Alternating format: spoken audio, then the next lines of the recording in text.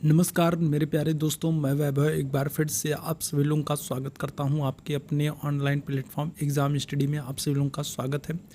Very very good morning guys. जल्दी से सारे लोग आ जाइए, फिर आज के सेशन की हम लोग शुरुआत करेंगे। और आज का सेशन बहुत इंपॉर्टेंट होने वाला है, क्योंकि आज के सेशन में हम लोग मॉडर्न हिस्ट्री के बहुत ही बेहतरीन वाले MCQs करने वाले हैं। और एक क्लास आज आपकी मॉडर्न हिस्ट्री की होगी, और इसमें मॉडर्न हिस्ट्री से आधुनिक इतिहास से जितने महत्वपूर्ण प्रश्न बन सकते हैं उन सब को हम लोग कंप्लीट करने वालेंगे। ठीक है, तो एक क्लास होगी और एक क्लास में सब कुछ हम लोग कंप्लीट करेंगे मॉडर्न हिस्ट्री को। तो बहुत इंपॉर्टेंट क्लास होने वाली है। पिछली बार जो यूपीपी का आपको एग्ज़ाम हुआ था, आपने देखा होगा यूपीपी का जो पिछला जो एग्ज़ाम हुआ था 2024 में। तो अगर हम लोग वहाँ पर बात करेंगे री एग्ज़ाम, अभी तो री एग्ज़ाम हो रहा है, तो 2024 में जो यूपीपी का एग्ज़ाम हुआ था उसमें आपने देखा होगा कि सबसे ज़्यादा जो मैक्सिमम क्वेश्चंस पूछे गए थे वो आपके कहाँ से, तो वो आपके हिस्ट्री से ही पूछे गए थे। ठीक है, तो ऐसे में हिस्ट्री काफ़ी इंपॉर्टेंट हो सकता है, यहाँ से बहुत सारे प्रश्न बनने की आपको संभावना है, और उसी को ध्यान में रखते हुए हम लोग लगातार हिस्ट्री की क्लास कर रहे हैं। ठीक है, अगर हम लोग बात करें तो हम लोगों ने एंशिएंट हिस्ट्री को कंप्लीट किया। कल अगर हम लोग बात करेंगे तो कल हम लोगों ने मेडाइवल हिस्ट्री को कंप्लीट किया। और आज हम लोग क्या करने वाले हैं, तो आज इस एक क्लास में हम लोग मॉडर्न हिस्ट्री को कंप्लीट करेंगे। मॉडर्न हिस्ट्री से जितने प्रश्न बन सकते हैं उन सब को हम लोग क्लियर करेंगे। ठीक है, तो जितने मेरे भाई बहन जुड़ते चल रहे हैं, आप सभी लोगों से निवेदन है कि सेशन को एक बार लाइक और शेयर कर दीजिएगा। जितने मेरे भाई बहन जुड़े हैं सभी लोग लाइक और शेयर कर दीजिए। जो लोग पहली बार हैं चैनल को सब्सक्राइब कर लीजिए, ताकि जब भी हम लोग लाइव आते हैं तो उसकी नोटिफिकेशन आपको मिल जाया करे। तो शुरू करेंगे आज की क्लास को। चलिए पहले प्रश्न की बात करेंगे। किस मुगल सम्राट के काल में इंग्लिश ईस्ट इंडिया कंपनी ने भारत में सर्वप्रथम कारखाना स्थापित किया है? चलिए फटाफट शुरू करते हैं आज की क्लास को।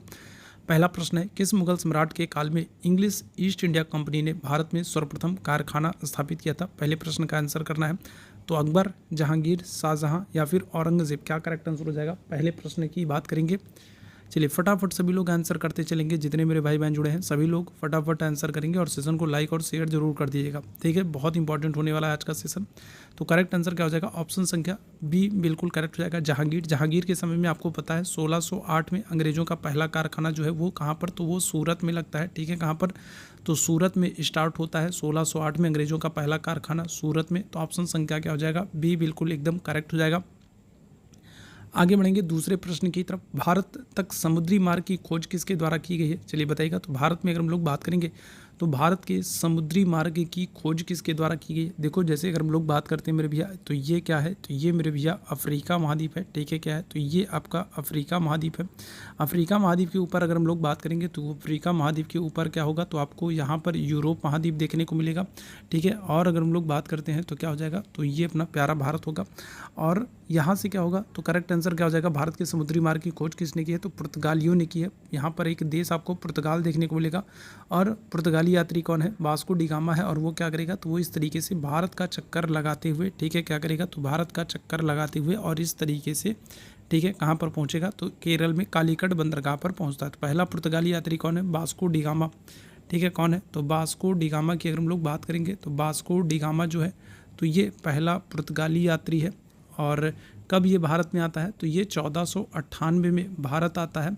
ठीक है, कौन से बंदरगाह पर, तो केरल में अगर हम लोग बात करेंगे कहाँ पर, तो केरल में कालीकट बंदरगाह आपको देखने को मिलेगा। ठीक है, कौन सा, तो केरल में कालीकट बंदरगाह है, वहाँ पर पहला पुर्तगाली यात्री वास्को डी गामा 1498 में आता है। और इसका स्वागत कौन करेंगे, अगर आपसे पूछा जाए स्वागत कौन करते हैं वास्को डी गामा का, कि भाई आप हमारे देश में पधारे हो, तो स्वागत कौन करेंगे, तो उस समय के जो स्थानीय राजा हैं जमोरिन। ठीक है, कौन है, तो उस समय के जो स्थानीय राजा हैं जमोरिन, वो क्या करते हैं, तो वो इनका स्वागत करते हैं। ठीक है, आगे बढ़ेंगे अगले प्रश्न की तरफ। पुर्तगाली उपनिवेश का पहला वायसराय कौन था? अब जब पुर्तगाली लोग यहाँ पर आकर के भारत में अपना व्यापार स्थापित करेंगे, तो अपनी व्यापार की सुरक्षा के लिए और कंपनी को स्थापित कर रहे हैं, तो उसके लिए क्या करेंगे, तो यहाँ पर वायसरायों की नियुक्ति करेंगे।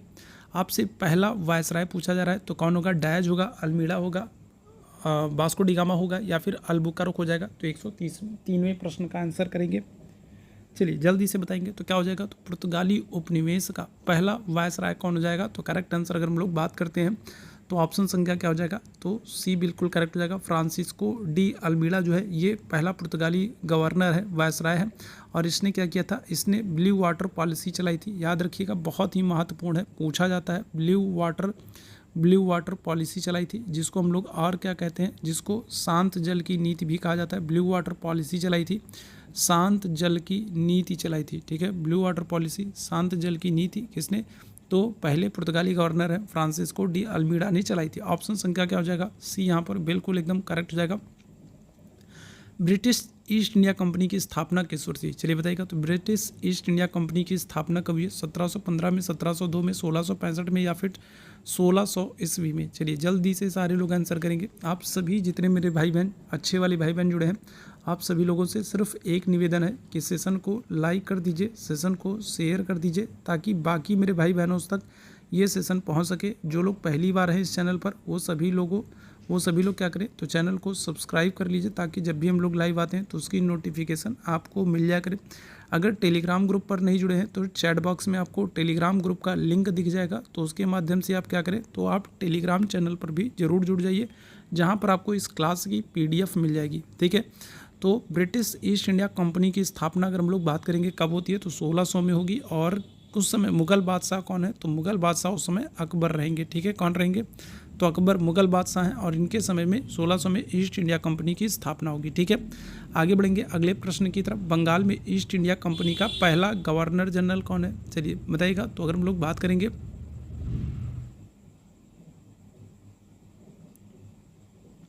ठीक है, तो अगर हम लोग बात करेंगे, ठीक है, तो अगर हम लोग बात करेंगे क्या, कि बंगाल में ईस्ट इंडिया कंपनी का, ठीक है, पहला गवर्नर जनरल कौन है। ईस्ट इंडिया कंपनी का पहला गवर्नर जनरल आपसे पूछ रहा है, रॉबर्ट क्लाइव है, सर जॉन सोर है, वारेन हेस्टिंग्स है, या फिर लॉर्ड कॉर्नवालिस है। 105वें प्रश्न का जल्दी से आप सभी मेरे भाई बहन आंसर करेंगे। क्या करेक्ट आंसर हो जाएगा, ऑप्शन संख्या बताइएगा। तो ईस्ट इंडिया कंपनी का जो पहला भारत में गवर्नर जनरल आपसे पूछा जाता है, ठीक है, 105वें प्रश्न की बात करेंगे, तो भारत में ईस्ट इंडिया कंपनी का जो पहला गवर्नर जनरल पूछा जाता है वो कौन हो जाएगा, तो वो हो जाएंगे आपके ऑप्शन संख्या सी हो जाएंगे। कौन हो जाएंगे, तो वारेन हेस्टिंग्स हो जाते हैं, ठीक है। कौन हो जाते हैं, तो 105वें प्रश्न का क्या हो जाएगा, ऑप्शन संख्या सी बिल्कुल करेक्ट हो जाएगा। ईस्ट इंडिया कंपनी का पहला गवर्नर जनरल कौन होगा, तो वारेन हेस्टिंग्स होगा। आपको पता है 1773 की अगर हम लोग बात करेंगे, तो 1773 के रेगुलेटिंग एक्ट के द्वारा, ठीक है, क्या होता है, तो 1773 के रेगुलेटिंग एक्ट के द्वारा क्या किया जाता है, रेगुलेटिंग एक्ट के द्वारा अगर हम लोग बात करेंगे, तो वारेन हेस्टिंग्स को बंगाल का पहला क्या करते हैं, तो गवर्नर जनरल बनाते हैं। तो ऑप्शन संख्या क्या हो जाएगा, सी मेरे भैया बिल्कुल एकदम करेक्ट हो जाएगा। 105वें प्रश्न का ऑप्शन संख्या सी। आगे बढ़ेंगे, फ्रांसीसियों का प्राचीनतम कारखाना कहाँ पर स्थापित था। 106वें प्रश्न का आंसर करेंगे, फ्रांसीसियों का प्राचीनतम कारखाना कहाँ पर स्थापित था। देखो अगर आपसे पूछा जाए फ्रांसीसी जो ईस्ट इंडिया कंपनी थी, ठीक है, फ्रांसीसी ईस्ट इंडिया कंपनी की अगर हम लोग बात करेंगे, फ्रांसीसी ईस्ट इंडिया कंपनी की अगर हम लोग बात करते हैं, तो फ्रांसीसी ईस्ट इंडिया कंपनी जो है इसकी स्थापना कब होती है, 1664 में होती है। और 1668 में क्या करते हैं, तो 1668 में ये अपना फैक्ट्री या फिर कहेंगे कारखाना स्थापित करते हैं, ठीक है। क्या करते हैं, तो 1668 में ये क्या करते हैं, तो अपनी फैक्ट्री, अपना कारखाना स्थापित करते हैं। और कंपनी की स्थापना कब होती है, तो कंपनी की जो स्थापना है, ठीक है, तो वो क्या हो जाएगी, तो वो कंपनी की स्थापना 1664 में होती है, ठीक है। और फ्रांसीसी ईस्ट इंडिया कंपनी की अगर हम लोग बात करें कि इस दौरान फ्रांस का राजा कौन था, फ्रांसीसी ईस्ट इंडिया कंपनी की जब स्थापना हुई तो इस समय फ्रांस का राजा कौन था, तो आप आंसर क्या करोगे, तो लुई 14 करोगे, ठीक है। कौन करोगे, तो लुई 14 जो है ये राजा है, और इनके समय में फ्रांसीसी ईस्ट इंडिया कंपनी की स्थापना हो जाती है। 106वें प्रश्न की बात करेंगे, करेक्ट आंसर क्या हो जाएगा, तो ऑप्शन संख्या बी, फ्रांसीसियों का प्राचीनतम कारखाना क्या है, तो पांडिचेरी है। और पांडिचेरी, ठीक है, ये फ्रांसीसियों से कब आज़ाद होगा, तो 1954 में, 1954 में क्या होता है, तो 1954 में जो है ये पांडिचेरी जो है ये क्या होता है, तो ये आज़ाद होता है फ्रांसीसियों से, ठीक है। 1954 में पांडिचेरी लोग फ्रांसीसी को आज़ाद करती हैं, ठीक है। भारत में पहली मुद्रण मशीन की स्थापना किसने की है, तो मुद्रण मशीन का मतलब क्या है मेरे भैया, मुद्रण मशीन का मतलब मेरे भैया प्रिंटिंग प्रेस से, ठीक है। किससे है, तो प्रिंटिंग प्रेस से है, ठीक है, प्रिंटिंग प्रेस से, ठीक है, छपाई खाने से इसका तात्पर्य है, मुद्रण मशीन का तात्पर्य प्रिंटिंग प्रेस या फिर छपाई खाने से है। और इसकी स्थापना किसने की है, तो चलिए जल्दी से बताएंगे क्या हो जाएगा, तो भारत में प्रिंटिंग प्रेस की स्थापना पुर्तगालियों के द्वारा की गई, ठीक है। किसके द्वारा, तो पुर्तगालियों के द्वारा की गई है। ऑप्शन संख्या क्या हो जाएगा, ए बिल्कुल एकदम करेक्ट हो जाएगा। भारत में पहली जो मुद्रण मशीन है, प्रिंटिंग प्रेस है, पहला जो छपाई खाना है वो पुर्तगालियों के द्वारा, ठीक है। अगर आपसे क्या कर ले, पहला समाचार पत्र पूछ ले ठीक है। अगर आपसे पहला समाचार पत्र पूछ ले, पहला समाचार पत्र अगर आपसे पूछ ले तो आप आंसर क्या करोगे, आप आंसर करोगे बंगाल गजट को, ठीक है। किसको करोगे, तो बंगाल गजट आप आंसर करोगे, पहला समाचार पत्र बंगाल गजट। और इसके संपादक कौन है, तो इसके जो संपादक हैं वो हैं जेम्स ऑगस्टस हिक्की, ठीक है। कौन है, तो जेम्स ऑगस्टस हिक्की, ठीक है। तो ये क्या हो जाएगा, तो जेम्स ऑगस्टस हिक्की जो है तो ये इनका समाचार पत्र है बंगाल गजट, और ये भारत में पहला समाचार पत्र है, ठीक है, याद रखिएगा। आगे बढ़ेंगे अगले प्रश्न की तरफ। किस संधि के संपन्न होते ही भारत में भी युद्ध समाप्त हो गया, बताइएगा। किस संधि के संपन्न होते ही भारत में युद्ध समाप्त हो गया, तो पांडिचेरी की संधि, नागसा सैपेल की संधि, अक्सा सैपेल की संधि, या फिर बताइएगा क्या हो जाएगा, तो किस संधि के संपन्न होते ही भारत में भी युद्ध समाप्त हो गए थे। तो देखो अगर हम लोग बात करेंगे तो जो कर्नाटक युद्ध हो रहे थे, ठीक है, अगर हम लोग बात करेंगे किसकी, कर्नाटक युद्ध की बात करेंगे, तो कर्नाटक युद्ध किसके हो रहे थे, तो कर्नाटक युद्ध जो है ये अंग्रेजों और फ्रांसीसियों के बीच में, ठीक है, क्या होगा, तो अंग्रेजों और फ्रांसीसियों के बीच में हो रहे थे। इंग्लैंड और फ्रांस में जब युद्ध प्रारंभ होता था तो क्या होता था, तो भारत में भी अंग्रेजों और फ्रांसीसियों के बीच में लड़ाई झगड़े शुरू हो जाते थे, ठीक है।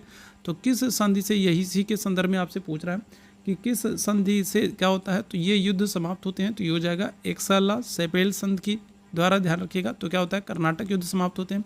3 कर्नाटक युद्ध होंगे। अगर आपसे पहला वाला पूछा जाए तो आप आंसर करोगे 1746 से लेकर के 48 तक, ठीक है। दूसरा अगर आपसे पूछा जाए तो दूसरा आप आंसर करोगे 1749 से लेकर के 1754 तक। और तीसरा कर्नाटक युद्ध अगर आपसे पूछ ले तो आप आंसर करोगे 1756 से लेकर के 63 तक। तो टोटल कितने, टोटल 3 कर्नाटक युद्ध हुए हैं, ठीक है। तीनों की डेट आप याद रखेंगे। कर्नाटक के दूसरे युद्ध में किसकी हार हुई थी, बताइएगा।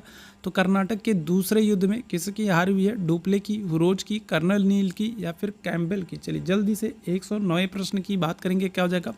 तो कर्नाटक का जो सेकंड वाला युद्ध होता है कर्नाटक का, अभी मैंने आप लोगों को बताया था कर्नाटक के 3 युद्ध होंगे, ठीक है। पहला युद्ध जो होगा वो होगा आपका 1746 से लेकर के 1748 तक। दूसरे युद्ध की अगर हम लोग बात करेंगे तो दूसरा युद्ध कब होगा, तो 1749 से लेकर के 54 तक दूसरा युद्ध होगा। और तीसरे युद्ध की अगर हम लोग बात करेंगे तो 1756 से लेकर के क्या होगा, 63 तक, ठीक है। आपसे दूसरे युद्ध के बारे में पूछ रहा है, तो दूसरा युद्ध जो है इसमें फ्रांसीसी लोग पराजित होते हैं, और फ्रांसीसियों की तरफ से कौन था, तो डुप्ले था। तो क्या हो जाएगा, तो ऑप्शन संख्या बी एकदम बिल्कुल एकदम करेक्ट हो जाएगा। आगे बढ़ेंगे। किस युद्ध में अंग्रेजी सेना को आयुर कूट ने तथा फ्रांसीसी सेना को काउंट डी लाली ने नेतृत्व किया था। कौन सा युद्ध है, बताइएगा कौन सा युद्ध है जिसमें क्या होगा, जिसमें अंग्रेजी सेना का नेतृत्व आयर कूट कर रहा है और फ्रांसीसी सेना का नेतृत्व जो है वो काउंट डी लाली कर रहा है, ठीक है। बताइएगा कौन सा युद्ध हो जाएगा। 110वें प्रश्न की बात करेंगे, क्या हो जाएगा। तो देखो जो तीसरा कर्नाटक युद्ध होता है, ठीक है, कौन सा, जो तीसरा कर्नाटक युद्ध हो रहा है, तीसरा कर्नाटक युद्ध हम लोग बात करें तो तीसरा कर्नाटक युद्ध कब से कब तक होगा, तो तीसरा कर्नाटक युद्ध जो है वो होगा 1756 से लेकर के 1763 तक, ठीक है। और इसी कर्नाटक युद्ध के दौरान अगर हम लोग बात करेंगे, तीसरे कर्नाटक युद्ध के दौरान अगर हम लोग बात करते हैं तो एक युद्ध होता है, कौन सा, वांडीवास का युद्ध होगा, ठीक है। कौन सा युद्ध होगा, तो वांडीवास का युद्ध होता है, ठीक है। कब होगा, तो ये वांडीवास का युद्ध होगा 1760 में, ठीक है। कब होगा, 1760 में होगा। और इस युद्ध में क्या हो जाता है, इस युद्ध में फ्रांसीसी पराजित हो जाते हैं, ठीक है। तो ये वांडीवास का युद्ध याद रखिएगा 1760 में अंग्रेजों और फ्रांसीसियों के बीच में हो रहा है। अंग्रेजी सेना के नेतृत्व आयुर कूट करेंगे और फ्रांसीसी सेना का नेतृत्व कौन करेंगे, काउंट डी लाली करते हैं, ठीक है। आगे बढ़ेंगे अगले प्रश्न की तरफ। हैदर अली कहाँ का एक कुशल शासक था, बंगाल, अहमदनगर, मैसूर या फिर बीजापुर। हैदर अली कहाँ का एक महत्वपूर्ण राजा था। चलिए जल्दी से सारे लोग आंसर करेंगे, और जितने मेरे भाई बहन जुड़ते चल रहे हैं सभी लोग, आप सभी लोग क्या कर दीजिएगा, सेशन को लाइक कर दीजिए, सेशन को शेयर कर दीजिए, और जो लोग पहली बार हैं चैनल को क्या कर ले, तो सब्सक्राइब कर ले, ठीक है, ताकि जब भी हम लोग लाइव आते हैं तो उसकी नोटिफिकेशन क्या हो सके, तो उसकी नोटिफिकेशन आप लोगों को मिल सके, ठीक है। तो अगर हम लोग बात करेंगे तो हैदर अली कहाँ का, तो मैसूर का राजा है, ठीक है। क्या हो जाएगा, ऑप्शन संख्या सी बिल्कुल एकदम करेक्ट हो जाएगा, ठीक है। देखो 4 मैसूर युद्ध होते हैं। पहला आंग्ल मैसूर युद्ध अगर आपसे पूछे, पहला आंग्ल मैसूर युद्ध अगर आपसे पूछ ले तो पहले आंग्ल मैसूर युद्ध के लिए आप आंसर क्या करोगे, तो आप आंसर करोगे 1767 से लेकर के 1769 तक पहला आंग्ल मैसूर युद्ध होगा। दूसरे आंग्ल मैसूर युद्ध की अगर हम लोग बात करेंगे तो दूसरा आंग्ल मैसूर युद्ध 1780 से लेकर के 84 के बीच में होगा। तीसरे आंग्ल मैसूर युद्ध की बात करेंगे तो तीसरा आंग्ल मैसूर युद्ध 1790 से लेकर के 92 के बीच में होगा। और चौथे आंग्ल मैसूर युद्ध की बात करेंगे तो क्या होगा, तो 1799 में होगा। तो टोटल कितने, तो टोटल 4 मैसूर युद्ध होते हैं। ऑप्शन संख्या क्या हो जाएगा, सी बिल्कुल करेक्ट हो जाएगा। हैदर अली की मृत्यु किस युद्ध में हुई थी, बताइएगा। तो मैसूर युद्ध हैदर अली से संबंधित है। और किस युद्ध में हैदर अली की मृत्यु हुई है, ठीक है। चलिए जल्दी से सारे लोग आंसर करेंगे, फटाफट आंसर करेंगे, क्या हो जाएगा करेक्ट आंसर। 112वें प्रश्न का आंसर करना। तो हैदर अली की मृत्यु किस युद्ध में होगी, प्रथम आंग्ल मैसूर युद्ध, द्वितीय आंग्ल मैसूर युद्ध, तृतीय आंग्ल मैसूर युद्ध या फिर चतुर्थ आंग्ल मैसूर युद्ध, क्या हो जाएगा। 112वें प्रश्न की बात करेंगे, करेक्ट आंसर क्या हो जाएगा, तो दूसरा जो आंग्ल मैसूर युद्ध है, ठीक है, दूसरा जो आंग्ल मैसूर युद्ध है, ठीक है, कब से कब तक, 1780 से लेकर के 84 के समय में, ठीक है। जो ये दूसरा आंग्ल मैसूर युद्ध था, इसी दौरान क्या हो जाता है, हैदर अली की मृत्यु हो जाती है, ठीक है, किसकी, हैदर अली की मृत्यु हो जाती है, ठीक है। तो ये याद रखिएगा, ठीक है। तो ऑप्शन संख्या क्या हो जाएगा, बी बिल्कुल एकदम करेक्ट हो जाएगा। आगे बढ़ेंगे अगले प्रश्न की तरफ। मैसूर के शासक बनने के पश्चात टीपू सुल्तान ने कौन सी उपाधि धारण की थी, बताइएगा। 113वें प्रश्न का आंसर करेंगे सभी मेरे भाई बहन, क्या हो जाएगा। तो अगर हम लोग बात करेंगे तो मैसूर का हैदर अली की मृत्यु हो जाती है। और हैदर अली की मृत्यु के बाद उसका बेटा जो है, ठीक है, हैदर अली का बेटा टीपू सुल्तान क्या करता है, ये राजा बनता है। और राजा बनने के बाद इसने कौन सी उपाधि धारण की थी, तो सुल्तान की, पद्मशाह की, बादशाह की या फिर अजय की। 113वें प्रश्न की बात करेंगे, करेक्ट आंसर क्या हो जाएगा, ऑप्शन संख्या सी हो जाएगा, बादशाह की उपाधि धारण की। किसकी, तो बादशाह की उपाधि धारण की थी। ऑप्शन संख्या सी यहाँ पर बिल्कुल एकदम करेक्ट हो जाएगा, ठीक है। आगे बढ़ेंगे। तृतीय आंग्ल मैसूर युद्ध के समय ब्रिटिश गवर्नर जनरल कौन था, तो बताइएगा। तो देखो तृतीय आंग्ल मैसूर युद्ध की अगर हम लोग बात करें तो जो तीसरा युद्ध है तो ये कब से कब तक होता है, तो ये 1790 से लेकर के 1792 होगा। और इस दौरान कौन सा गवर्नर जनरल था, बताइएगा। बहुत ही आसान सा प्रश्न है, ठीक है, और बहुत ही महत्वपूर्ण प्रश्न भी है। तो 1790 से 92 के दौरान अगर हम लोग बात करेंगे तो कौन है, तो कॉर्नवालिस गवर्नर जनरल होगा, ठीक है। कौन होगा, तो लॉर्ड कॉर्नवालिस जो है ये गवर्नर जनरल होगा, ठीक है। कॉर्नवालिस का समय क्या है, तो कॉर्नवालिस का समय है 1786 से लेकर के 1793 का। कॉर्नवालिस को अस्थाई बंदोबस्त का जनक भी माना जाता है, ठीक है। किसका, अस्थाई बंदोबस्त का जनक भी माना जाता है, अस्थाई बंदोबस्त। और अस्थाई बंदोबस्त को हम लोग क्या करते हैं, ठीक है, तो अस्थाई बंदोबस्त को हम लोग क्या करते हैं, तो इसको हम लोग जमींदारी व्यवस्था के नाम से भी जानते हैं, ठीक है। किसके नाम से, जमींदारी व्यवस्था के नाम से भी जानते हैं। इसी व्यवस्था को इस्तमरारी व्यवस्था के नाम से भी जानते हैं। कौन सी, इस्तमरारी व्यवस्था के नाम से भी जानते हैं, इस्तमरारी व्यवस्था के नाम से भी जानते हैं। कॉर्नवालिस को पुलिस सेवा या सिविल सेवा का जनक भी कहा जाता है, ठीक है। पुलिस सेवा या फिर क्या करेंगे, या फिर सिविल सेवा का जनक भी कहा जाता है। पुलिस सेवा या सिविल सेवा का जनक कहा जाता है किसको, कॉर्नवालिस को कहा जाता है। बहुत ही महत्वपूर्ण गवर्नर जनरल है कॉर्नवालिस, ठीक है। और इन्हीं के समय में क्या होगा, तो इन्हीं के समय में, ठीक है, तीसरा आंग्ल मैसूरी युद्ध होता है। ऑप्शन संख्या बी बिल्कुल करेक्ट हो जाएगा। आगे बढ़ेंगे अगले प्रश्न की तरफ। 1857 के स्वतंत्रता संग्राम में किस राजवंश ने अंग्रेजों की सबसे ज़्यादा मदद की थी। 1857 की क्रांति होती है, तो इसमें कौन से राजवंश हैं जो अंग्रेजों की मदद करते हैं। तो देखो 1857 की क्रांति का जो प्रतीक चिन्ह है वो क्या है, तो प्रतीक चिन्ह अगर हम लोग बात करेंगे 1857 की क्रांति का प्रतीक चिन्ह क्या है, तो कमल और रोटी है, ठीक है। क्या है, तो कमल और क्या है, और रोटी प्रतीक चिन्ह है, ठीक है। अगर हम लोग बात करें बरेली से, तो बरेली से 1857 की क्रांति का नेतृत्व किसने किया है, तो खान बहादुर ने किया, ठीक है। किसने किया, तो खान बहादुर ने बरेली से 1857 की क्रांति का नेतृत्व किया। झांसी से अगर हम लोग बात करें तो झांसी से किसने किया, तो झांसी से लक्ष्मीबाई ने किया, ठीक है। किसने किया, तो लक्ष्मीबाई ने झांसी से नेतृत्व किया, ठीक है। इसके अलावा अगर हम लोग बात करेंगे लखनऊ से किसने किया, तो लखनऊ से बेगम हजरत महल ने किया। किसने किया, तो बेगम किसने, तो हजरत महल ने किया, ठीक है। बेगम हजरत महल ने किया। अवध से अगर हम लोग बात करेंगे किसने किया, तो अवध से मौलवी अहमदुल्ला ने किया, ठीक है। किसने किया, तो मौलवी अहमदुल्ला ने, ठीक है, अवध से नेतृत्व किया। इसके अलावा अगर हम लोग बात करेंगे तो बिहार जगदीशपुर से अगर हम लोग बात करें तो बिहार जगदीशपुर से कुंवर सिंह ने नेतृत्व किया। किसने, तो बिहार जगदीशपुर से तो कुंवर सिंह ने नेतृत्व किया। बिहार जगदीशपुर से कुंवर सिंह ने नेतृत्व किया। कानपुर से अगर हम लोग बात करें, कानपुर से नाना साहब ने नेतृत्व किया। कानपुर से नाना साहब ने नेतृत्व किया। इलाहाबाद से अगर आपसे पूछ ले तो इलाहाबाद से किसने नेतृत्व किया? इलाहाबाद से लियाकत अली ने नेतृत्व किया। किसने? तो लियाकत अली ने नेतृत्व किया। तो बहुत सारे लोग आप देख रहे हो 1857 की क्रांति में क्या करते हैं? नेतृत्व करते हैं। लेकिन ऐसे में अगर हम लोग बात करेंगे तो किसने अंग्रेजों की सबसे ज़्यादा सहायता की थी? तो क्या हो जाएगा? तो ये हो जाएंगे ग्वालियर के सिंधिया। 115वें प्रश्न का क्या हो जाएगा? ऑप्शन संख्या ए, ग्वालियर के सिंधिया ने अंग्रेजों की सबसे ज़्यादा मदद की थी। ठीक है, ऑप्शन संख्या ए बिल्कुल करेक्ट हो जाएगा। आगे बढ़िएगा अगले प्रश्न की तरफ। 1857 की विद्रोह में कानपुर में सैनिकों का नेतृत्व किसने किया? तो अभी मैंने आप लोगों को बताया कानपुर में, ठीक है, कानपुर में सैनिकों का नेतृत्व किसने किया? तो कुंवर सिंह ने, तात्या टोपे ने, नाना साहब ने या फिर लक्ष्मीबाई ने। क्या हो जाएगा करेक्ट आंसर? तो देखो कुंवर सिंह जो है ये बिहार जगदीशपुर से नेतृत्व करते हैं। क्या हो जाएगा? तात्या टोपे, नाना साहब या फिर लक्ष्मीबाई। तो कानपुर में सैनिकों का नेतृत्व करते हैं नाना साहब। और नाना साहब का वास्तविक नाम क्या था? तो इनका वास्तविक नाम जो है वो था धोंधू पंत। ठीक है, क्या नाम था? तो धोंधू पंत इनका वास्तविक नाम था। धोंधू पंत क्या हो जाएगा? तो धोंधू पंत जो है इनका वास्तविक नाम है नाना साहब का। और इन्होंने क्या किया है? तो इन्होंने कानपुर से सैनिकों का नेतृत्व किया है। 1857 के विद्रोह के बाद मुगल बादशाह बहादुर शाह द्वितीय को किस स्थान पर निर्वासित कर दिया गया? बहादुर शाह द्वितीय जो है इनको जफ़र के नाम से भी जानते हैं। ठीक है, किसके नाम से? जफ़र के नाम से जाना जाता है। जफ़र के नाम से कविता लिखते थे और ये अंतिम मुगल बादशाह हैं। ठीक है, क्या है? तो ये अंतिम मुगल बादशाह हैं। 1857 की क्रांति के बाद क्या करते हैं? तो इनको निर्वासित कर दिया जाता है। इनको पकड़ करके क्या करते हैं? तो इनको जेल में डाल दिया जाता है। कहाँ पर इनको भेज दिया जाएगा? निर्वासित कर दिया गया जहाँ पर ये अपना जीवन व्यतीत करेंगे, तो रंगून में। ठीक है, कहाँ पर? तो रंगून में भेज दिया जाएगा और ये वहीं पर इनकी क्या हो जाती है? मृत्यु हो जाती है। तो 1857 के विद्रोह के बाद मुगल बादशाह हैं बहादुर शाह द्वितीय, जफ़र जो अंतिम मुगल बादशाह हैं, और 1857 की क्रांति में दिल्ली से नेतृत्व किए थे, पराजित होते हैं, पकड़े जाते हैं और फिर रंगून निर्वासित कर दिया जाता है। आगे बढ़ेंगे अगले प्रश्न की तरफ। 1857 का विद्रोह, ठीक है, 1857 के विद्रोह का बिहार में 15 जुलाई से 1857 से 20 जनवरी 1858 तक केंद्र क्या था?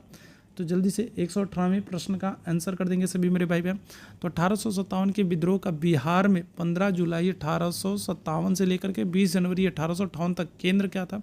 तो बिहार से सबसे पहले आपको पता होना चाहिए कि नेतृत्व किसने किया था? तो कुंवर सिंह ने किया था। किसने? तो कुंवर सिंह ने किया था। और कुंवर सिंह के संदर्भ में मैंने आप लोगों को बताया कि कुंवर सिंह कहाँ से? तो जगदीशपुर। जगदीशपुर कहाँ पर पड़ता है? तो ये आरा में। ठीक है, कहाँ पर? तो आरा। ठीक है, कहाँ पर? तो आरा में। ठीक है, तो जो बिहार में जगदीशपुर आरा से क्या हो जाएगा? कुंवर सिंह जो है ये 1857 की क्रांति का नेतृत्व करते हैं। ऑप्शन संख्या डी बिल्कुल करेक्ट हो जाएगा। आगे बढ़ेंगे। 1857 के प्रथम स्वाधीनता संग्राम में स्वतंत्रता सेनानियों में महक परी किसका नाम था? बताइएगा। महक परी। 1857 की क्रांति जो है, क्रांति जो होती है तो उसमें कौन से क्रांतिकारी हैं?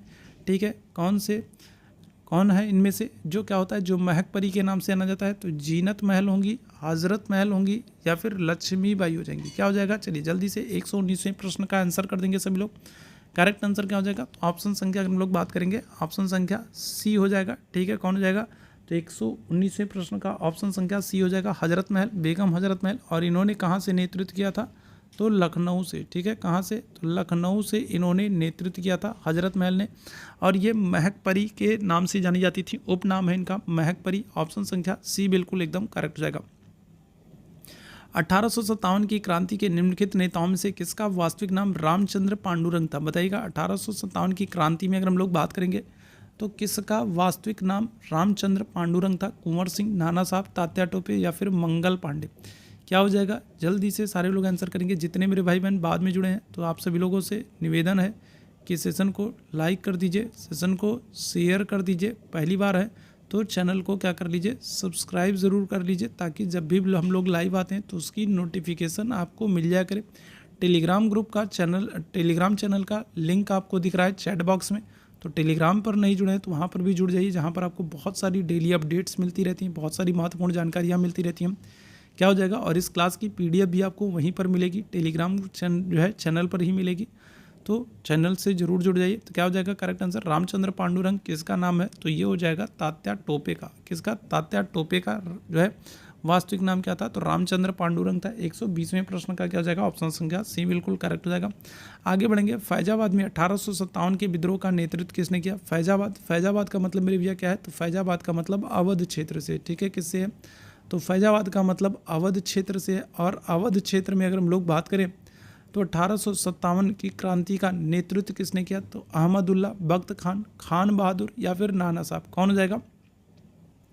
तो देखो बख्त खां की अगर हम लोग बात करें तो बख्त खां कौन है? तो ये बहादुर शाह द्वितीय जफर के सेनापति थे। ठीक है, क्या हो जाएगा? तो बहादुर शाह जफर के क्या थे? तो बहादुर शाह जफर के ये सेनापति थे। और इन्होंने कहाँ से? तो इन्होंने दिल्ली से नेतृत्व किया था। बहादुर शाह जफर के सेनापति थे तो इन्होंने दिल्ली से।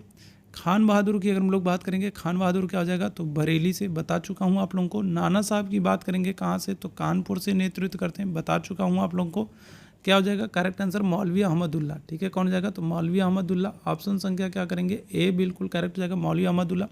इन्होंने याद रखिएगा अंग्रेजों के खिलाफ क्या किया था? तो जिहाद की घोषणा की थी। ठीक है, क्या किया था? तो इन्होंने अंग्रेजों के खिलाफ जिहाद की घोषणा की थी। और याद रखिएगा अंग्रेजों ने इनके ऊपर क्या किया था?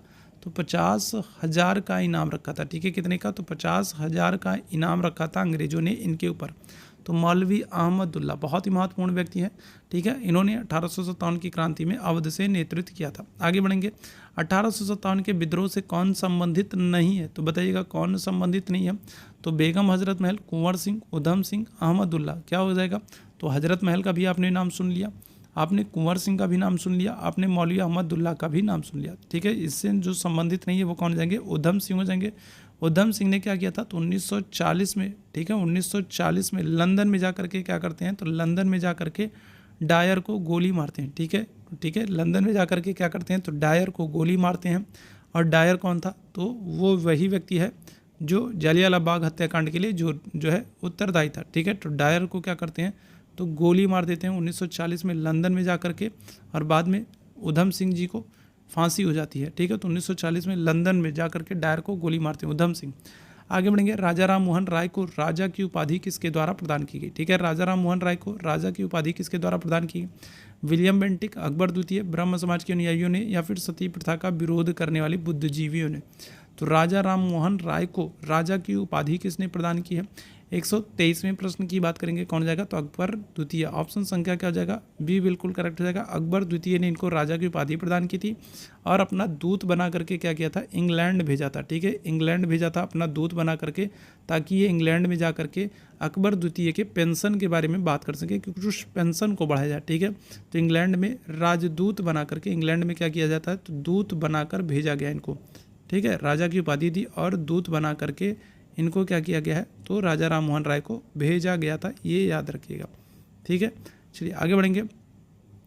राजा राम मोहन राय द्वारा स्थापित प्रथम संस्था कौन सी थी? तो ब्रह्म समाज, आत्मीय सभा, ब्रह्म सभा या फिर तत्वबोधिनी सभा। तो 124वें प्रश्न का आंसर करेंगे, क्या करेक्ट आंसर हो जाएगा? चलिए जल्दी से बताइएगा। तो राजा राम मोहन राय के द्वारा स्थापित की गई प्रथम संस्था आपसे पूछ रहा है मेरे भैया, क्या कर रहा है? प्रथम संस्था पूछ रहा है। देखो ब्रह्म समाज की बात करेंगे तो ब्रह्म समाज की स्थापना कब होती है? तो ये होती है 1828 में। ठीक है, 1828 में। और आत्मीय सभा की हम लोग बात करेंगे तो आत्मीय सभा की स्थापना कब होगी? तो 1815 में होगी। ठीक है, और क्या हो जाता है? तत्वबोधिनी सभा की हम लोग बात करेंगे तो इसकी स्थापना कब होगी? 1839 में होगी। ठीक है, क्या होगा? तो 1839 में होगा। तो जो पहली संस्था थी वो कौन सी थी? तो वो आत्मीय सभा थी। ऑप्शन संख्या क्या करेंगे? बी बिल्कुल एकदम करेक्ट हो जाएगा। ठीक है, आत्मीय सभा, ऑप्शन संख्या बी। आगे बढ़ेंगे। वहाबी आंदोलन का केंद्र, बहुत ही महत्वपूर्ण प्रश्न। ठीक है, बहुत ही महत्वपूर्ण प्रश्न और आपके एग्जाम में पूछा जा चुका है। बताइएगा वहाबी आंदोलन का केंद्र क्या है? तो पटना है, लखनऊ है, मुंबई है या फिर दिल्ली है? 125वें प्रश्न का आंसर करेंगे। चलिए जल्दी से सारे लोग आंसर करेंगे और बाद में जितने लोग जुड़े हो सभी लोग, पता है ना क्या करना है मेरे भैया? आप लोगों को तो पता ही है आप लोगों को क्या करना है। बाद में जितने मेरे भाई बहन जुड़े हैं तो जल्दी से सभी लोग क्या कर दीजिए? तो जल्दी से सभी लोग सेशन को लाइक शेयर कर दीजिए। करेक्ट आंसर क्या हो जाएगा? ऑप्शन संख्या ए, पटना। वहाबी आंदोलन का केंद्र क्या हो जाएगा? तो पटना हो जाएगा। ऑप्शन संख्या ए बिल्कुल करेक्ट हो जाएगा। आगे बढ़ेंगे। कन्याकुमारी का रॉक मेमोरियल किसे समर्पित है? बताइएगा कन्याकुमारी का रॉक मेमोरियल किसको समर्पित है? तो राजा राम मोहन राय को, रामकृष्ण परमहंस को, स्वामी विवेकानंद को या फिर दयानंद सरस्वती को? तो बताइएगा। तो कन्याकुमारी का अगर हम लोग बात करेंगे तो रॉक मेमोरियल किसको समर्पित है? 126वें प्रश्न की बात करेंगे, क्या हो जाएगा? चलिए जल्दी से सारे लोग आंसर करेंगे, क्या हो जाएगा? 126वें प्रश्न की बात करते हैं, करेक्ट आंसर क्या हो जाएगा? चलो फटाफट सभी लोग आंसर करना। ठीक है, चलिए जल्दी से सभी लोग आंसर करेंगे फटाफट और 1 मिनट का मुझे समय देंगे। ठीक है, बस 1 मिनट का समय दीजिएगा।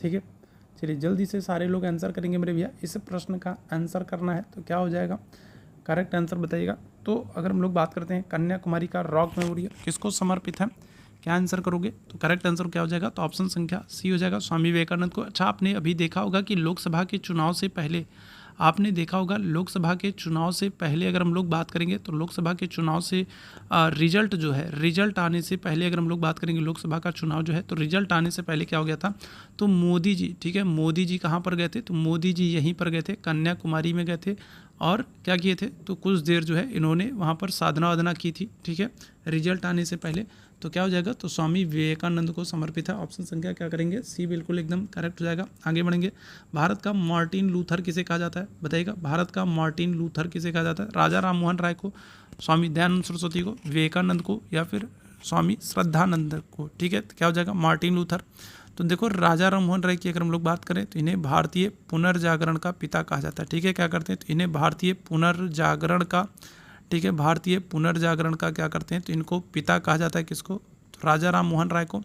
मार्टिन लूथर किसको कहते हैं, तो दयानंद सरस्वती को करते हैं। दयानंद सरस्वती ने 1875 में क्या किया है, तो 1875 में आर्य समाज की स्थापना की, ठीक है, कौन से समाज की, तो आर्य समाज की स्थापना की। 1875 में क्या होगा, तो आर्य समाज की स्थापना की है किसने, दयानंद सरस्वती ने। ऑप्शन संख्या क्या होगा, बी बिल्कुल करेक्ट जाएगा।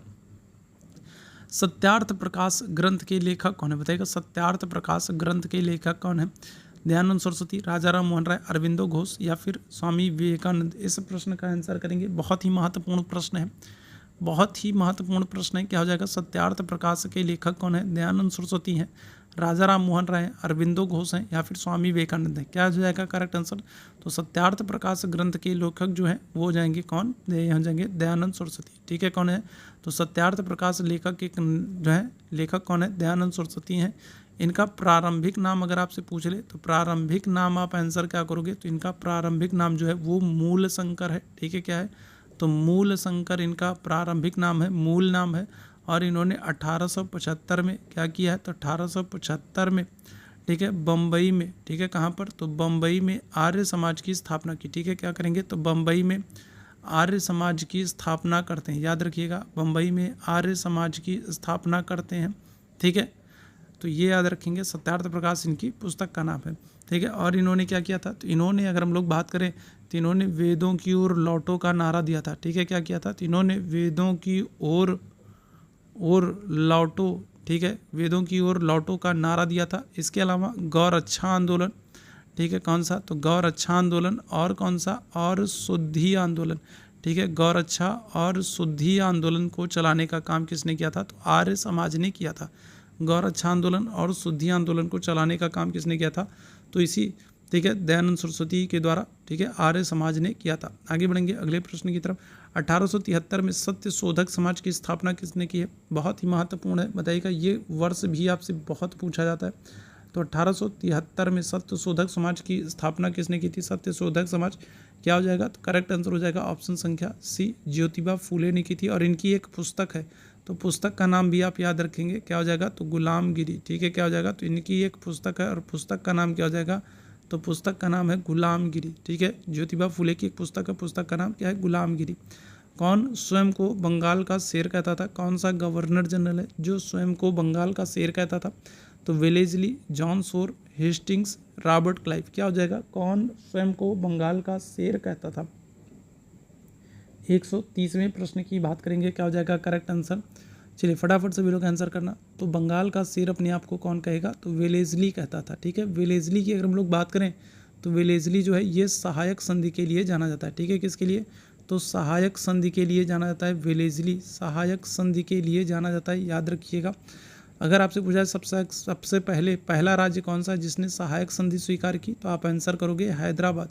हैदराबाद पहला राज्य जिसने क्या किया, जिसने 1798 में सहायक संधि को स्वीकार किया। सहायक संधि के लिए जाना जाता है वेलेजली को, और वेलेजली स्वयं को बंगाल का शेर कहता था। ठीक है, ऑप्शन संख्या ए बिल्कुल करेक्ट होगा। भारत में जनगणना की शुरुआत किसके शासनकाल में हुई है, तो किसके समय में, ठीक है, जनगणना की शुरुआत हुई है, रिपन, लेटन, डफरिन या फिर मेयो, क्या हो जाएगा। देखो डफरिन की अगर हम लोग बात करेंगे तो डफरिन के समय में कांग्रेस की स्थापना होती है। ठीक है, क्या होगा, तो डफरिन के समय में क्या होगा, कांग्रेस की स्थापना होगी। ठीक है, क्या होगा, कांग्रेस की स्थापना होगी। जनगणना आपसे पूछा जा रहा है, तो जनगणना की शुरुआत कब हुई थी, तो जनगणना की शुरुआत हुई थी 1872 में। ठीक है, कब हुई थी, 1872 में हुई थी। किसके समय में, लॉर्ड मेयो के समय में। लेकिन अगर आपसे नियमित जनगणना पूछ ले, ठीक है, क्या कर ले, अगर आपसे नियमित जनगणना पूछ ले तो नियमित जनगणना के लिए आप आंसर क्या करोगे, आप आंसर करोगे 1881 में। किसके समय में, लॉर्ड रिपन के समय में। ठीक है, अगर आपसे सिर्फ जनगणना पूछे तो भारत में पहली जनगणना लॉर्ड मेयो के समय में 1872 में।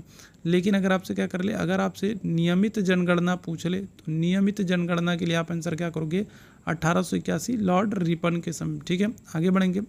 महात्मा गांधी भाप से चलने वाले जहाज SS सफारी के द्वारा दक्षिण अफ्रीका के कहाँ पर पहुंचे थे, बताइएगा। तो महात्मा गांधी की बात करेंगे तो इस जहाज़ का नाम भी याद रखिएगा, SS सफारी के द्वारा। ठीक है, गांधी जी की बात करेंगे तो SS सफारी के द्वारा 1800 कब, तो 1893 में। ठीक है, कब, तो 1893 में गांधी जी दक्षिण अफ्रीका पहुंचते हैं। और कहाँ पर पहुंचेंगे, तो जोहान्सबर्ग, केपटाउन, डरबन या फिर पोर्ट एलिजाबेथ। 132वें प्रश्न की बात करेंगे, करेक्ट आंसर क्या हो जाएगा, 132वें प्रश्न की बात करेंगे, करेक्ट आंसर क्या हो जाएगा, तो ये हो जाएगा डरबन। ठीक है, कहाँ पर हो जाएगा, तो ऑप्शन संख्या क्या हो जाएगा, सी बिल्कुल करेक्ट हो जाएगा। डरबन पहुंचे थे, ऑप्शन संख्या सी बिल्कुल एकदम करेक्ट है। ठीक है, आगे बढ़ेंगे। किस वायसराय की हत्या अंडमान निकोबार द्वीप समूह में जब वे भ्रमण पर थे तो एक दंडित अपराधी के द्वारा की गई, बताइएगा कौन सा वायसराय है जिसकी अंडमान निकोबार में हत्या कर दी गई थी। ठीक है, तो क्या होगा, कर्जन होंगे, रिपन होंगे, मेयो होंगे या फिर मिंटो हो जाएंगे। चलिए जल्दी से इस प्रश्न का आंसर करेंगे। कौन से गवर्नर जनरल की अंडमान निकोबार में हत्या कर दी गई थी, करेक्ट आंसर क्या हो जाएगा, तो ये हो जाएगा आपका ऑप्शन संख्या सी, लॉर्ड मेयो। ठीक है, लॉर्ड मेयो के समय में क्या हुआ था, तो पहली जनगणना हुई थी। ठीक है, क्या होगा, तो पहली जनगणना जो है वो लॉर्ड मेयो के समय में हुई थी। याद रखेंगे कब, 1872 में। ठीक है, और इन्हीं की क्या कर दी जाती है, अंडमान निकोबार में हत्या कर दी जाती है जब ये भ्रमण पर थे। आगे बढ़ेंगे। वर्नाक्युलर प्रेस एक्ट 1878 में लाने के लिए कौन उत्तरदायी है। वर्नाक्युलर प्रेस एक्ट किस गवर्नर जनरल के समय में आएगा, वर्नाक्युलर प्रेस एक्ट 1878 मेयो के समय में, लिटन के समय में, रिपन के समय में या फिर कर्जन के समय में। किसके समय में क्या किया गया है, वर्नाक्युलर प्रेस एक्ट लाया गया, करेक्ट आंसर क्या हो जाएगा, ऑप्शन संख्या बी, लॉर्ड लिटन के समय। ठीक है, किसके समय में, तो लॉर्ड लिटन के समय में, ऑप्शन संख्या बी बिल्कुल एकदम करेक्ट हो जाएगा। आगे बढ़िएगा। लॉर्ड डलहौजी के द्वारा भारत में रेलवे लाइन को शुरू करने का मुख्य उद्देश्य क्या था। तो भारत में अगर हम लोग बात करेंगे तो रेलवे लाइन की जो शुरुआत होती है वो होती है 1853 से। ठीक है, 1853 से रेलवे लाइन की शुरुआत होगी और कहाँ से, तो बम्बई से। अगर हम लोग बात करेंगे तो बम्बई से थाने के बीच में। ठीक है, बम्बई से थाने के बीच में रेलवे लाइन की शुरुआत होती है और 34 किलोमीटर, पहली बार क्या होगा, ट्रेन जो है वो 34 किलोमीटर चलती है बम्बई से थाने के बीच में 1853 में। किसके समय में, डलहौजी के समय में।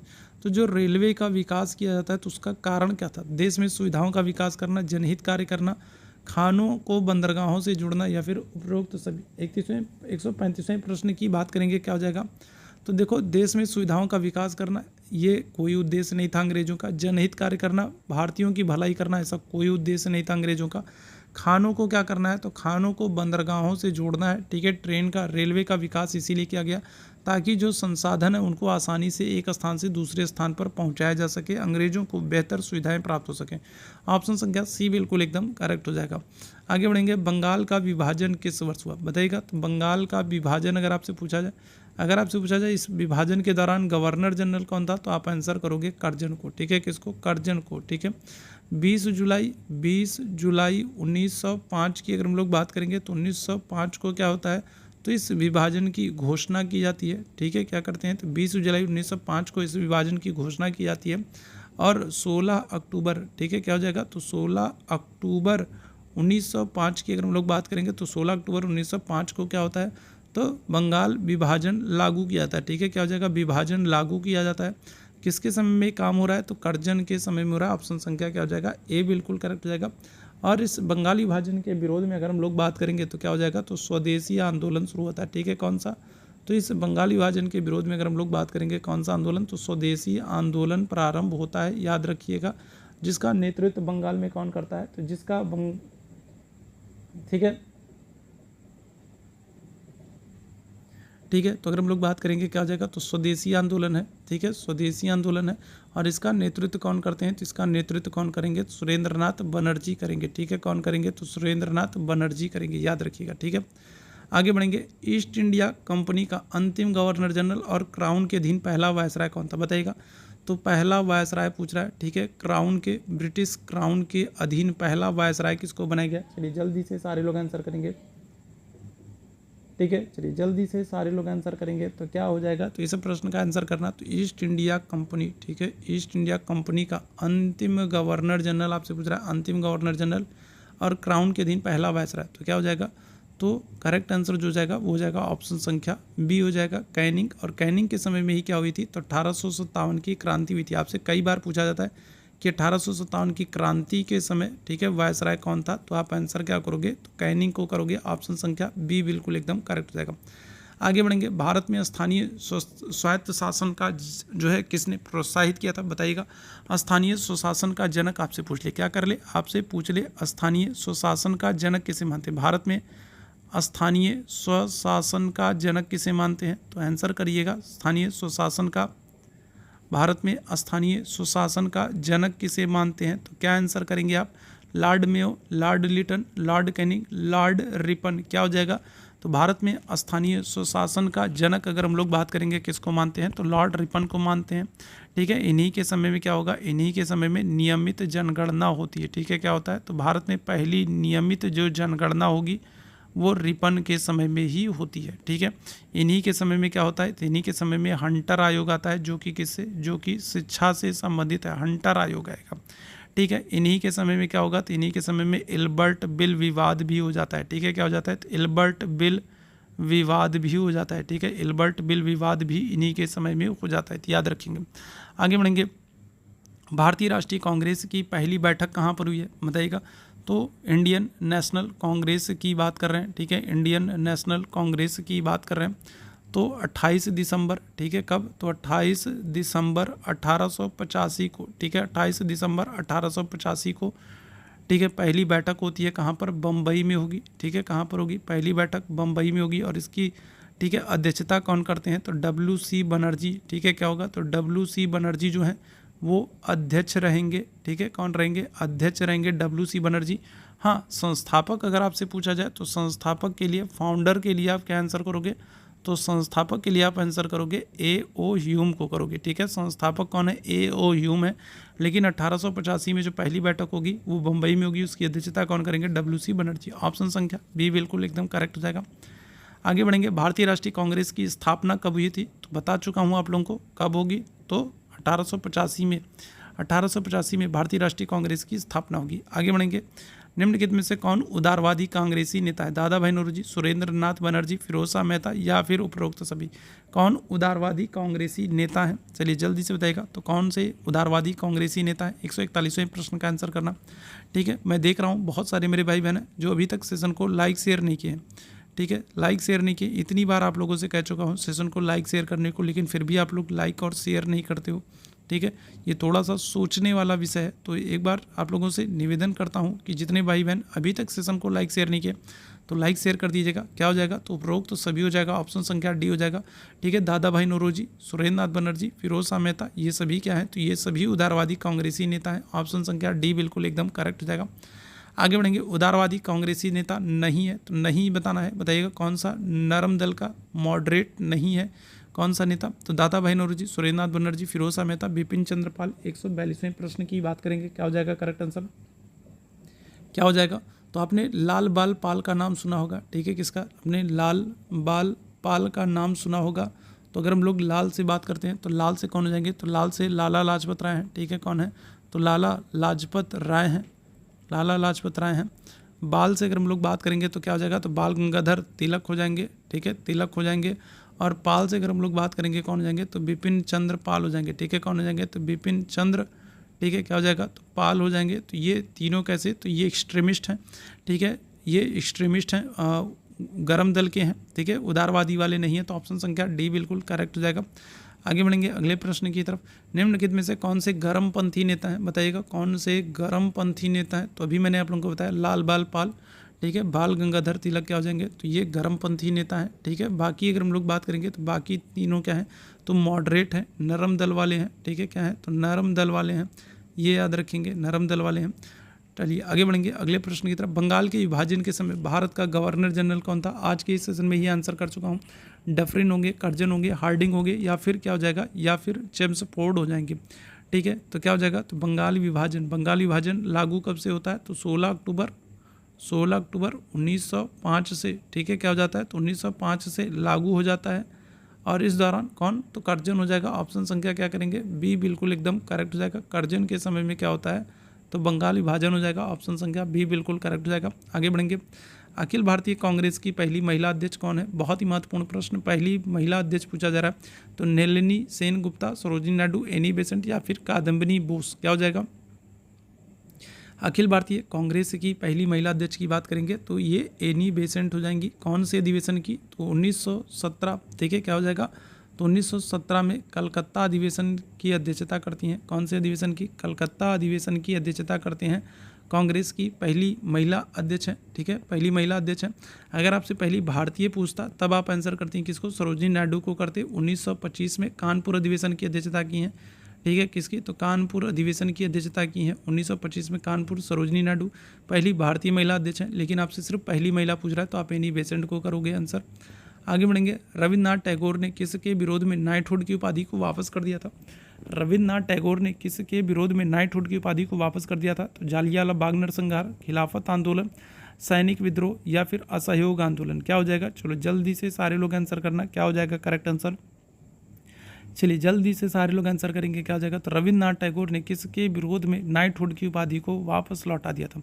तो करेक्ट आंसर क्या हो जाएगा, तो जालियांवाला बाग हत्याकांड कब होता है। तो जालियांवाला बाग हत्याकांड जो है ये 13 अप्रैल 1919 को होगा, ठीक है, क्या हो जाएगा। तो 13 अप्रैल 1919 को जालियांवाला बाग हत्याकांड हो जाता है। और इसी के विरोध में रविन्द्रनाथ टैगोर क्या करेंगे, नाइटहुड की उपाधि को वापस कर देते हैं। अच्छा, गांधी जी की बात करें तो इसी घटना के विरोध में जो गांधी जी हैं, तो गांधी जी भी क्या करेंगे, तो गांधी जी भी क्या करते हैं, तो ये भी कैसर ए हिंद की उपाधि वापस कर देते हैं, ठीक है, क्या कर देते हैं, तो ये भी क्या करेंगे, कैसर ए हिंद की उपाधि वापस कर देते हैं। रविन्द्रनाथ टैगोर नाइटहुड की उपाधि वापस करेंगे और गांधी जी कैसर ए हिंद की उपाधि को वापस करेंगे जालियांवाला बाग हत्याकांड के विरोध में। और ये हुआ था 13 अप्रैल 1919 को। तो ऑप्शन संख्या ए बिल्कुल करेक्ट हो जाएगा। आगे बढ़ेंगे। अलीगढ़ मुस्लिम विश्वविद्यालय की स्थापना किसने की थी। चलिए जल्दी से बताइएगा, अलीगढ़ मुस्लिम विश्वविद्यालय की स्थापना किसने की थी। तो देखो अगर हम लोग बात करते हैं तो 1875 में क्या होता है, तो 1875 में मोहम्मडन, ठीक है, क्या होगा, तो मोहम्मडन एंग्लो ओरिएंटल कॉलेज की स्थापना होती है, ठीक है, किसकी, मोहम्मडन एंग्लो ओरिएंटल कॉलेज की स्थापना होती है। और यही कॉलेज आगे चल करके 1920 में क्या होता है, तो 1920 में अलीगढ़ मुस्लिम यूनिवर्सिटी के रूप में जाना जाता है, ठीक है, किसके रूप में, तो 1920 में अलीगढ़ मुस्लिम यूनिवर्सिटी के रूप में जाना जाएगा। 1875 में मोहम्मडन एंग्लो ओरिएंटल कॉलेज की स्थापना होगी और 1920 में यही अलीगढ़ मुस्लिम विश्वविद्यालय के नाम पे जाना जाएगा। तो किसने, तो सर सैयद अहमद खान ने। ऑप्शन संख्या ए बिल्कुल करेक्ट हो जाएगा। आगे बढ़ेंगे। मोपला विद्रोह कब हुआ था, बताइएगा, 1921, 1923, 1925, 1928। मोपला विद्रोह कब हुआ, मोपला विद्रोह कब हुआ है, चलिए जल्दी से बताइएगा। 149वें प्रश्न का आंसर करना है। बहुत ही आसान और बहुत ही महत्वपूर्ण भी है, ठीक है, आसान तो है ही, साथ साथ महत्वपूर्ण भी है। तो क्या हो जाएगा, तो देखो मेरे भैया, अगर हम लोग भारत की बात करते हैं तो ये क्या है, तो यहाँ पर केरल है। और केरल में अगर हम लोग बात करेंगे तो केरल में क्या था, तो केरल में मालाबार तट था, ठीक है, कौन सा तट था, तो केरल में मालाबार तट था। और यही मालाबार में क्या करेंगे, तो मोपला लोग विद्रोह करते हैं, ठीक है, क्या करेंगे, तो मोपला लोग विद्रोह करते हैं। कब करेंगे, 1921 में मालाबार मोपला विद्रोह, ठीक है। तो केरल में मालाबार तट है और मालाबार में मोपला लोग विद्रोह करते हैं, तो 1921 में। ऑप्शन संख्या ए। इंडिया विंस फ्रीडम के संपादक कौन है, इंडिया विंस फ्रीडम बहुत ही महत्वपूर्ण पुस्तक, बहुत बार पूछी गई है। देखो लाला लाजपत राय की बात करेंगे तो लाला लाजपत राय की पुस्तक का नाम क्या है, तो इनकी पुस्तक का नाम है यंग इंडिया। लाला लाजपत राय की पुस्तक का नाम क्या है, यंग इंडिया। जबकि यंग इंडिया गांधी जी की पत्रिका है, गांधी जी की पत्रिका यंग इंडिया। लेकिन अगर आपसे पुस्तक पूछा जाए तो लाला लाजपत राय आप आंसर करोगे, ठीक है। सुरेंद्रनाथ बनर्जी की बात करेंगे तो इनकी पुस्तक का नाम क्या है, तो इनकी पुस्तक का नाम है a nation in the making, ठीक है। क्या हो जाएगा, a nation in the making. ये किसकी पुस्तक का नाम है, तो ये सुरेंद्रनाथ बनर्जी की पुस्तक है, ठीक है। क्या हो जाएगा, तो करेक्ट आंसर अगर हम लोग बात करेंगे तो ये हो जाएगा मौलाना अबुल कलाम आज़ाद। इनकी पुस्तक का नाम है इंडिया विंस फ्रीडम। ऑप्शन संख्या सी बिल्कुल करेक्ट हो जाएगा। आगे बढ़ेंगे, इंडियन मिरर के संपादक कौन है, बताइएगा। 150वें प्रश्न का आंसर करेंगे सभी मेरे भाई बहन। तो क्या हो जाएगा, तो इंडियन मिरर की अगर हम लोग बात करते हैं तो क्या हो जाएगा, तो अगर हम लोग बात करेंगे इंडियन मिरर के, देवेंद्रनाथ टैगोर, गोपाल कृष्ण गोखले, एनी बेसेंट या फिर दीनबंधु मित्र। इंडियन मिरर के संपादक कौन होंगे, तो देवेंद्रनाथ टैगोर, ठीक है। कौन, देवेंद्रनाथ टैगोर हो जाएंगे। ऑप्शन संख्या ए बिल्कुल करेक्ट हो जाएगा, देवेंद्रनाथ टैगोर।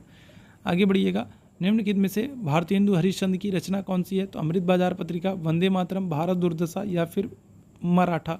देखो ये जो प्रश्न है ये क्या होता है, तो ये हिंदी में भी पूछा जाता है, हिंदी में भी खूब आपसे पूछा जाता है, ठीक है। ये प्रश्न आपसे हिंदी में भी खूब पूछा जाता है। तो भारतेंदु हरिश्चंद्र की रचना कौन सी है, तो क्या आंसर करेंगे, भारत दुर्दशा, ठीक है। क्या हो जाएगा, तो भारत दुर्दशा। ऑप्शन संख्या सी बिल्कुल एकदम करेक्ट हो जाएगा।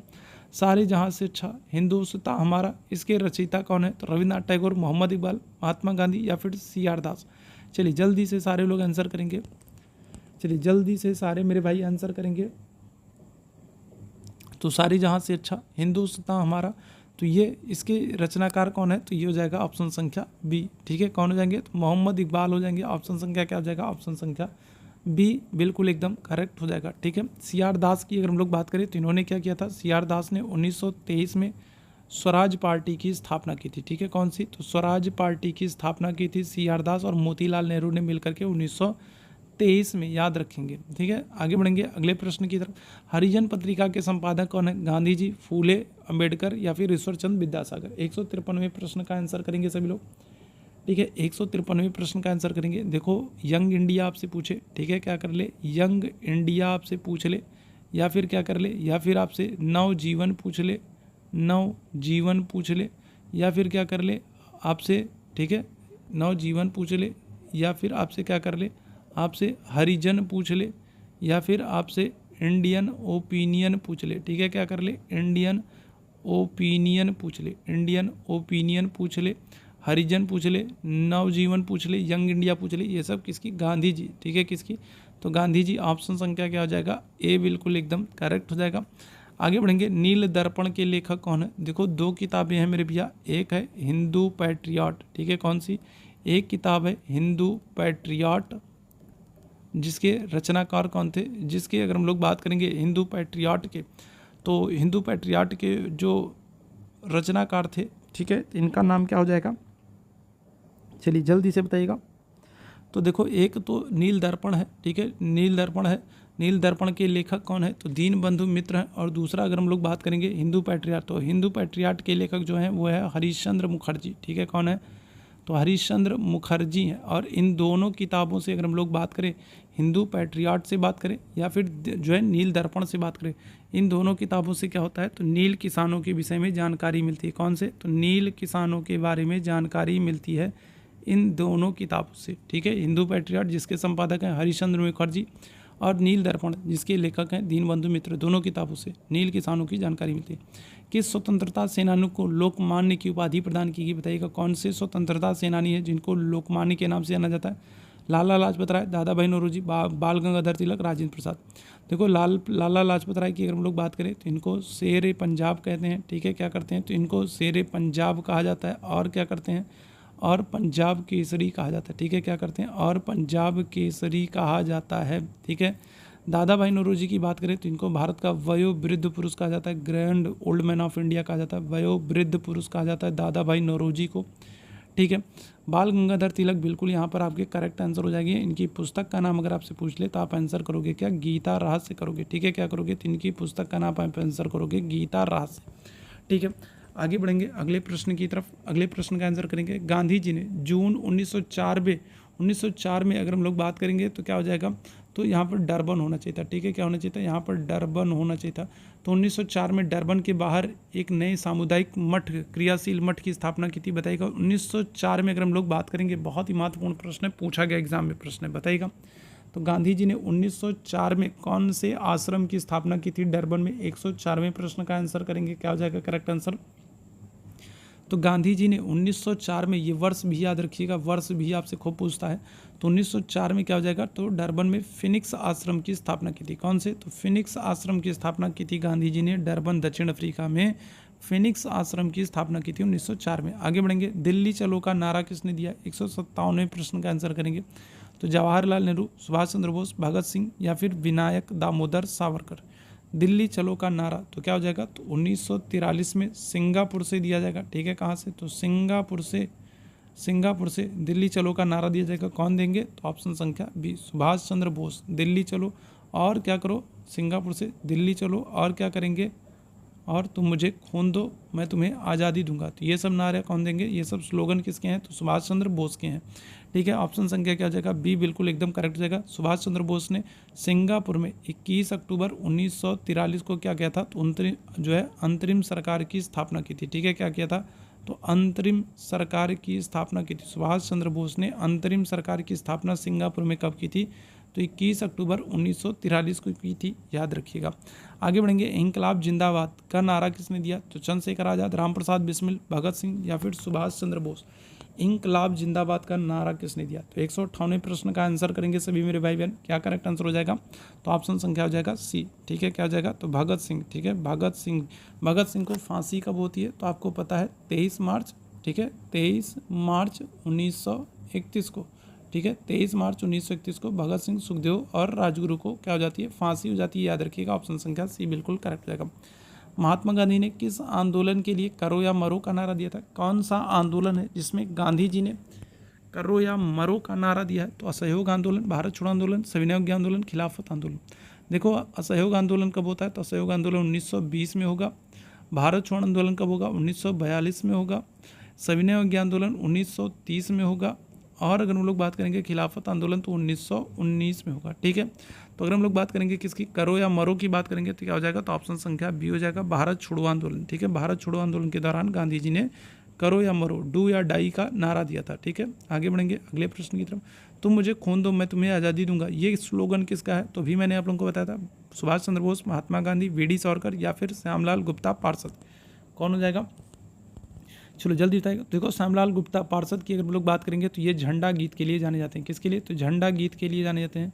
श्यामलाल गुप्ता पार्षद की अगर हम लोग बात करेंगे तो ये झंडा गीत के लिए जाने जाते हैं, याद रखेंगे आप लोग।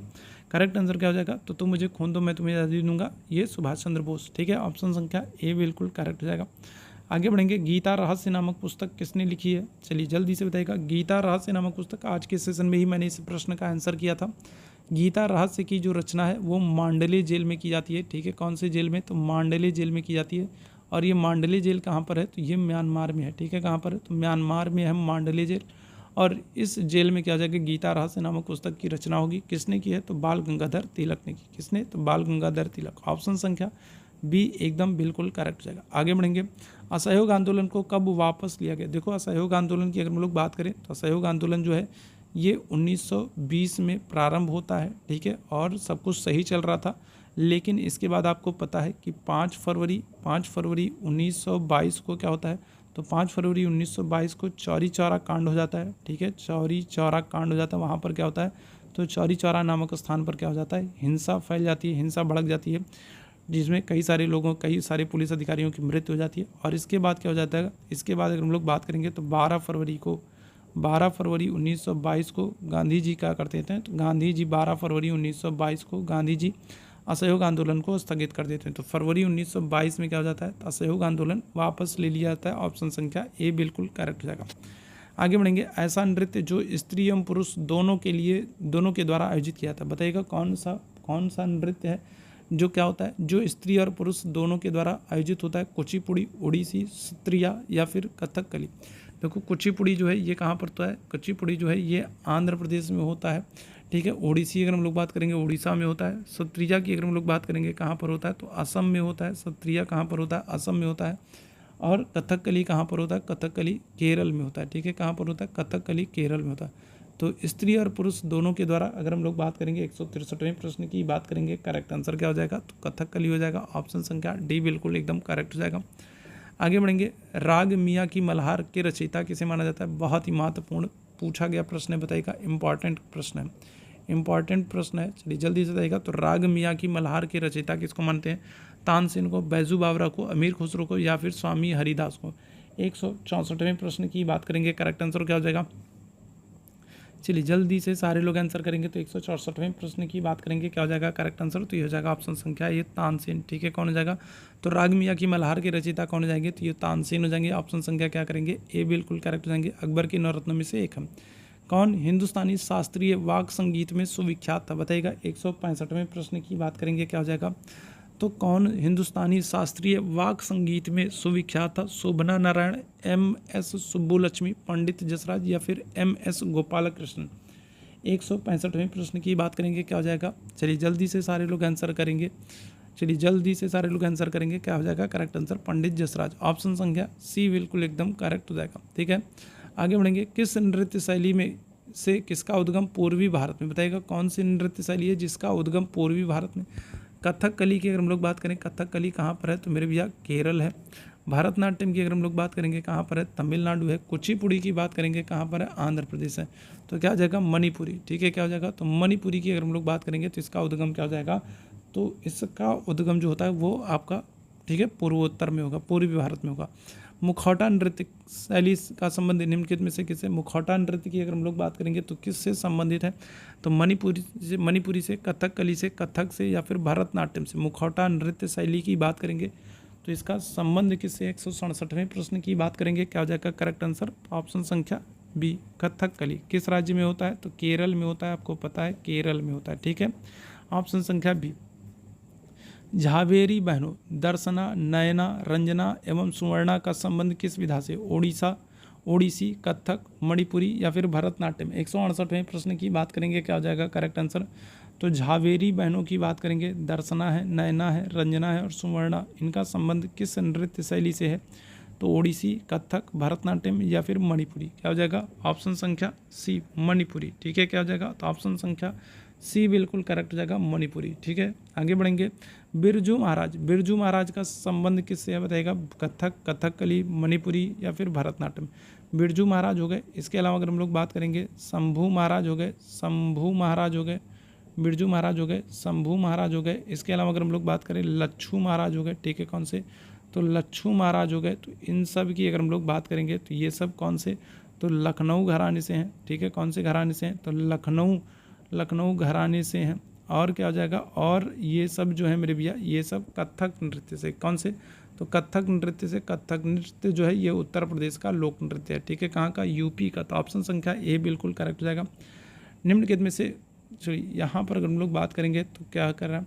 तो आपको बताना है कौन सा कथन असत्य है, ठीक है। असत्य है मतलब गलत है। कठपुतली नृत्य राजस्थान का प्रसिद्ध नृत्य है। तो कठपुतली, तो ये तो बिल्कुल एकदम करेक्ट हो जाएगा।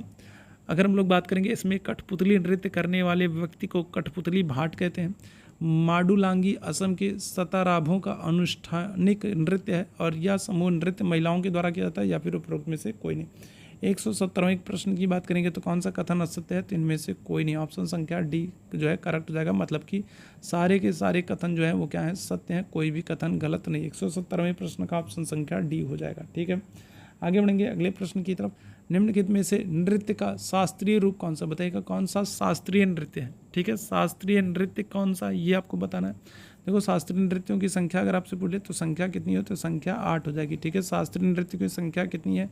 तो 8 है। शास्त्रीय नृत्यों की संख्या कितनी? 8 है। कौन सा नृत्य हो जाएगा? तो करेक्ट आंसर हम लोग बात करेंगे तो ये हो जाएगा मणिपुरी, ठीक है। मणिपुरी क्या है? शास्त्रीय नृत्य है।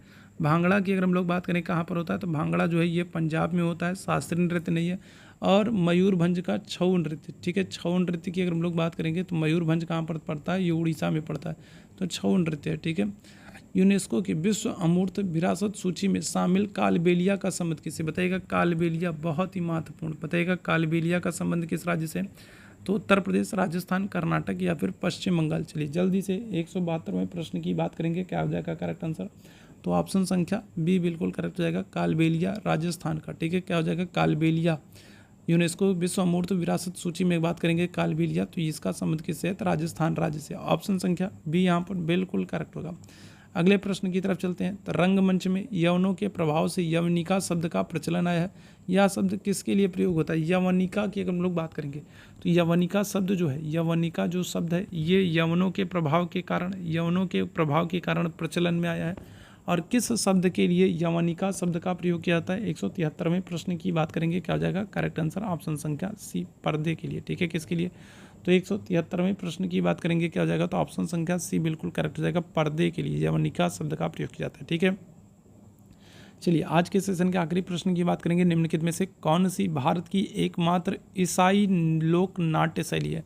अब ये एकमात्र ईसाई लोक नाट्य शैली है तो आपके लिए महत्वपूर्ण हो जाएगी। एकमात्र ईसाई लोक नाट्य शैली कौन सी है, 174वें प्रश्न का आप सभी लोग आंसर करेंगे तो विथे नाट्यकम हो जाएगा, या फिर कुटिट्यात्मकम हो जाएगा, मुदलाप्य हो जाएगा, या फिर चविट्टू नाटकम हो जाएगा। क्या हो जाएगा, तो इनमें से कौन सी भारत की एकमात्र ईसाई लोक नाट्य शैली, तो करेक्ट आंसर क्या हो जाएगा, ऑप्शन संख्या डी हो जाएगा। ठीक है, क्या हो जाएगा, ऑप्शन संख्या डी बिल्कुल एकदम करेक्ट हो जाएगा। तो ये आज का महत्वपूर्ण सेशन था। उम्मीद है सेशन आप लोगों को पसंद आया होगा। सेशन पसंद आया हो तो लाइक कर दें, सेशन पसंद आया हो तो शेयर जरूर कर दें, और अगर चैनल पर पहली बार है तो सब्सक्राइब ज़रूर कर लें। ठीक है, इसके अलावा चैट बॉक्स में आपको टेलीग्राम का लिंक दिख रहा है, तो टेलीग्राम के लिंक से ज़रूर जुड़ जाइए। और ठीक है, क्योंकि उसी टेलीग्राम के लिंक पर ही आपको इस क्लास की PDF मिलेगी, और क्या होगा, और बहुत सारी अपडेट्स मिलती रहती हैं, तो बहुत महत्वपूर्ण हो सकता है। तो अभी के लिए बस इतना ही करेंगे। थैंक यू सो मच आप सभी मेरे भाई बहनों को मेरे साथ जुड़ने के लिए। Thank you so much, thank you so much. नमस्कार मेरे प्यारे दोस्तों, मैं वैभव एक बार फिर से आप सभी का स्वागत करता हूं आपके अपने ऑनलाइन प्लेटफॉर्म एग्ज़ाम स्टडी पर। आप सभी का स्वागत है। Very very good morning guys, जल्दी से सारे लोग आ जाइए और आज के सेशन की हम लोग शुरुआत करेंगे। और जितने मेरे भाई बहन जुड़ते चल रहे हैं आप सभी लोगों से निवेदन है कि सेशन को एक बार लाइक और शेयर कर दीजिएगा। अगर चैनल पर पहली बार है तो चैनल को सब्सक्राइब भी जरूर कर लीजिएगा, ताकि जब भी हम लोग लाइव आते हैं तो इसकी नोटिफिकेशन आपको मिल जाए करीब। तो इसी के साथ शुरू करेंगे आज की क्लास को। पहला प्रश्न आपके सामने है, निम्नलिखित में से कौन सर्वाधिक विनाशकारी होता है। यहाँ पर आपको कुछ चक्रवाती तूफानों के नाम दिए गए हैं और आपको बताना है कि सर्वाधिक सबसे अधिक विनाशकारी कौन होता है। तो टाइफून होगा, टॉर्नेडो होगा, हरिकेन होगा, या फिर तड़ित झंझा होगा। चलिए जल्दी से पहले प्रश्न का आंसर करेंगे। निम्नलिखित में से कौन सर्वाधिक विनाशकारी होता है, तो टाइफून, हरिकेन, टॉर्नेडो या फिर तड़ित झंझा। तो करेक्ट आंसर क्या हो जाएगा, ऑप्शन संख्या बी बिल्कुल करेक्ट हो जाएगा। टॉर्नेडो जो होते हैं ये सर्वाधिक विनाशकारी चक्रवाती तूफान होते हैं, और ये कहाँ पर आता है, तो ये आपको USA अमेरिका में देखने को मिलेगा। ठीक है, कहाँ पर, तो USA अमेरिका में आपको देखने को मिलेगा। टॉर्नेडो चक्रवाती तूफान सबसे अधिक विनाशकारी होते हैं। ऑप्शन संख्या बी बिल्कुल एकदम करेक्ट हो जाएगा। आगे बढ़ेंगे अगले प्रश्न की तरफ। किस क्षेत्र में साल भर वर्षा होती है, बताइएगा। दूसरे प्रश्न का आप सभी लोग आंसर करेंगे, और जितने मेरे भाई बहन बाद में जुड़ते चल रहे हैं आप सभी लोग सेशन को लाइक कर दीजिए, सेशन को शेयर कर दीजिए, ताकि बाकी भाई बहनों तक भी ये सेशन पहुंच सके। पहली बार चैनल पर हैं तो चैनल को सब्सक्राइब जरूर कर लीजिएगा, ताकि जब भी हम लोग लाइव आए तो उसकी नोटिफिकेशन आपको मिल जाया करे। इसके अलावा चैट बॉक्स में आपको टेलीग्राम का लिंक दिख रहा होगा, तो टेलीग्राम चैनल पर जरूर जुड़ जाइए, जहाँ पर आपको इस क्लास की PDF मिल जाएगी और बहुत इंपॉर्टेंट अपडेट्स आपको वहाँ पर मिलती रहती हैं। तो टेलीग्राम चैनल से जरूर जुड़ जाएँ। निम्नलिखित में से किस क्षेत्र में साल भर वर्षा होती है, तो 42वें प्रश्न का सभी लोगों को आंसर करना है, क्या होगा, मानसूनी क्षेत्र में, भूमध्य रेखीय, भूमध्य सागरीय या फिर टुंड्रा क्षेत्र में। ठीक है, तो निम्नलिखित में से किस क्षेत्र में वर्ष भर वर्षा होती है, 42वें प्रश्न की बात करेंगे। करेक्ट आंसर क्या हो जाएगा, ऑप्शन संख्या बी हो जाएगा, भूमध्य रेखीय क्षेत्र में। ठीक है, कहाँ पर, तो भूमध्य रेखीय क्षेत्र में क्या हो जाता है, साल भर वर्ष भर वर्षा होती है। ऑप्शन संख्या बी यहाँ पर बिल्कुल एकदम करेक्ट हो जाएगा। आगे बढ़ेंगे अगले प्रश्न की तरफ। समान वर्षा की मात्रा वाले स्थानों को मिलाने वाली रेखा को क्या कहते हैं। ठीक है, जहाँ पर समान वर्षा होती है, एक बराबर वर्षा होती है, उन स्थानों को मिलाने वाली जो रेखा होती है तो वो क्या कहलाती है। 43वें प्रश्न की बात करेंगे तो आइसो बात होगा, आइसो राइम होगा, आइसो हाइट होगा, या फिर आइसो नेफ हो जाएगा। क्या हो जाएगा, 43वें प्रश्न की बात करेंगे। करेक्ट आंसर, चलिए जल्दी से 43वें प्रश्न का सभी लोग आंसर करेंगे। करेक्ट आंसर क्या हो जाएगा, तो ऑप्शन संख्या सी हो जाएगा, आइसो हाइट हो जाएगा। ठीक है, क्या हो जाएगा, तो आइसो हाइट हो जाएगा। ऑप्शन संख्या सी यहाँ पर जितने मेरे भाई आंसर करेंगे बिल्कुल एकदम करेक्ट होंगे। आगे बढ़ेंगे, वायुमंडल की आर्द्रता को किससे मापा जाता है? चलिए जल्दी से 44वें प्रश्न का सभी लोग आंसर करेंगे। तो वायुमंडल की आर्द्रता को, ये बहुत इंपॉर्टेंट है, कई बार ये प्रश्न आपके एग्जाम में पूछा गया है। तो वायुमंडल की आर्द्रता को किससे मापते हैं? तो मैनोमीटर से, हाइड्रोमीटर से, हाइग्रोमीटर से या फिर हाइड्रोफोन से। क्या हो जाएगा? तो वायुमंडल की आर्द्रता आपको पता है, ऑप्शन संख्या सी बिल्कुल करेक्ट हो जाएगा, हाइग्रोमीटर से मापते हैं। ठीक है, क्या हो जाएगा? ऑप्शन संख्या सी बिल्कुल करेक्ट हो जाएगा, हाइग्रोमीटर। आगे बढ़िएगा, विश्व की सबसे बड़ी मीठे पानी की झील कौन सी है? तो विश्व में आपको सबसे बड़ी मीठे पानी की झील बताना है। 45वें प्रश्न का आंसर कीजिएगा। देखो, अगर आपसे भारत में पूछ ले, अगर आपसे भारत में यही पूछ ले, भारत में मीठे पानी की अगर आपसे सबसे बड़ी झील पूछ ले, भारत में मीठे पानी की सबसे बड़ी झील अगर आपसे पूछ ले, भारत में मीठे पानी की सबसे बड़ी झील अगर आपसे पूछ ले, तो आप आंसर क्या करोगे? तो आप आंसर करोगे किसको? वुलर झील को करोगे। ठीक है, किसको? वुलर झील को करोगे, वुलर झील। और वुलर झील को ही हम लोग क्या करते हैं? तो इसी वुलर झील को ही गोखुर झील भी कहा जाता है, क्योंकि इसकी आकृति जो है वो गाय के खुर के समान होती है, इसलिए इसको क्या करते हैं? गोखुर झील भी कहते हैं। भारत में मीठे पानी की सबसे बड़ी झील वुलर झील। विश्व में अगर हम लोग बात करेंगे कौन सी हो जाएगी? तो सुपीरियर झील हो जाएगी। ठीक है, कौन सी? तो सुपीरियर झील जो है ये विश्व में मीठे पानी की सबसे बड़ी झील है। आगे बढ़िएगा, अगले प्रश्न का, विश्व में सबसे गहरा मेरियाना गर्त किस महासागर में स्थित है? मेरियाना गर्त।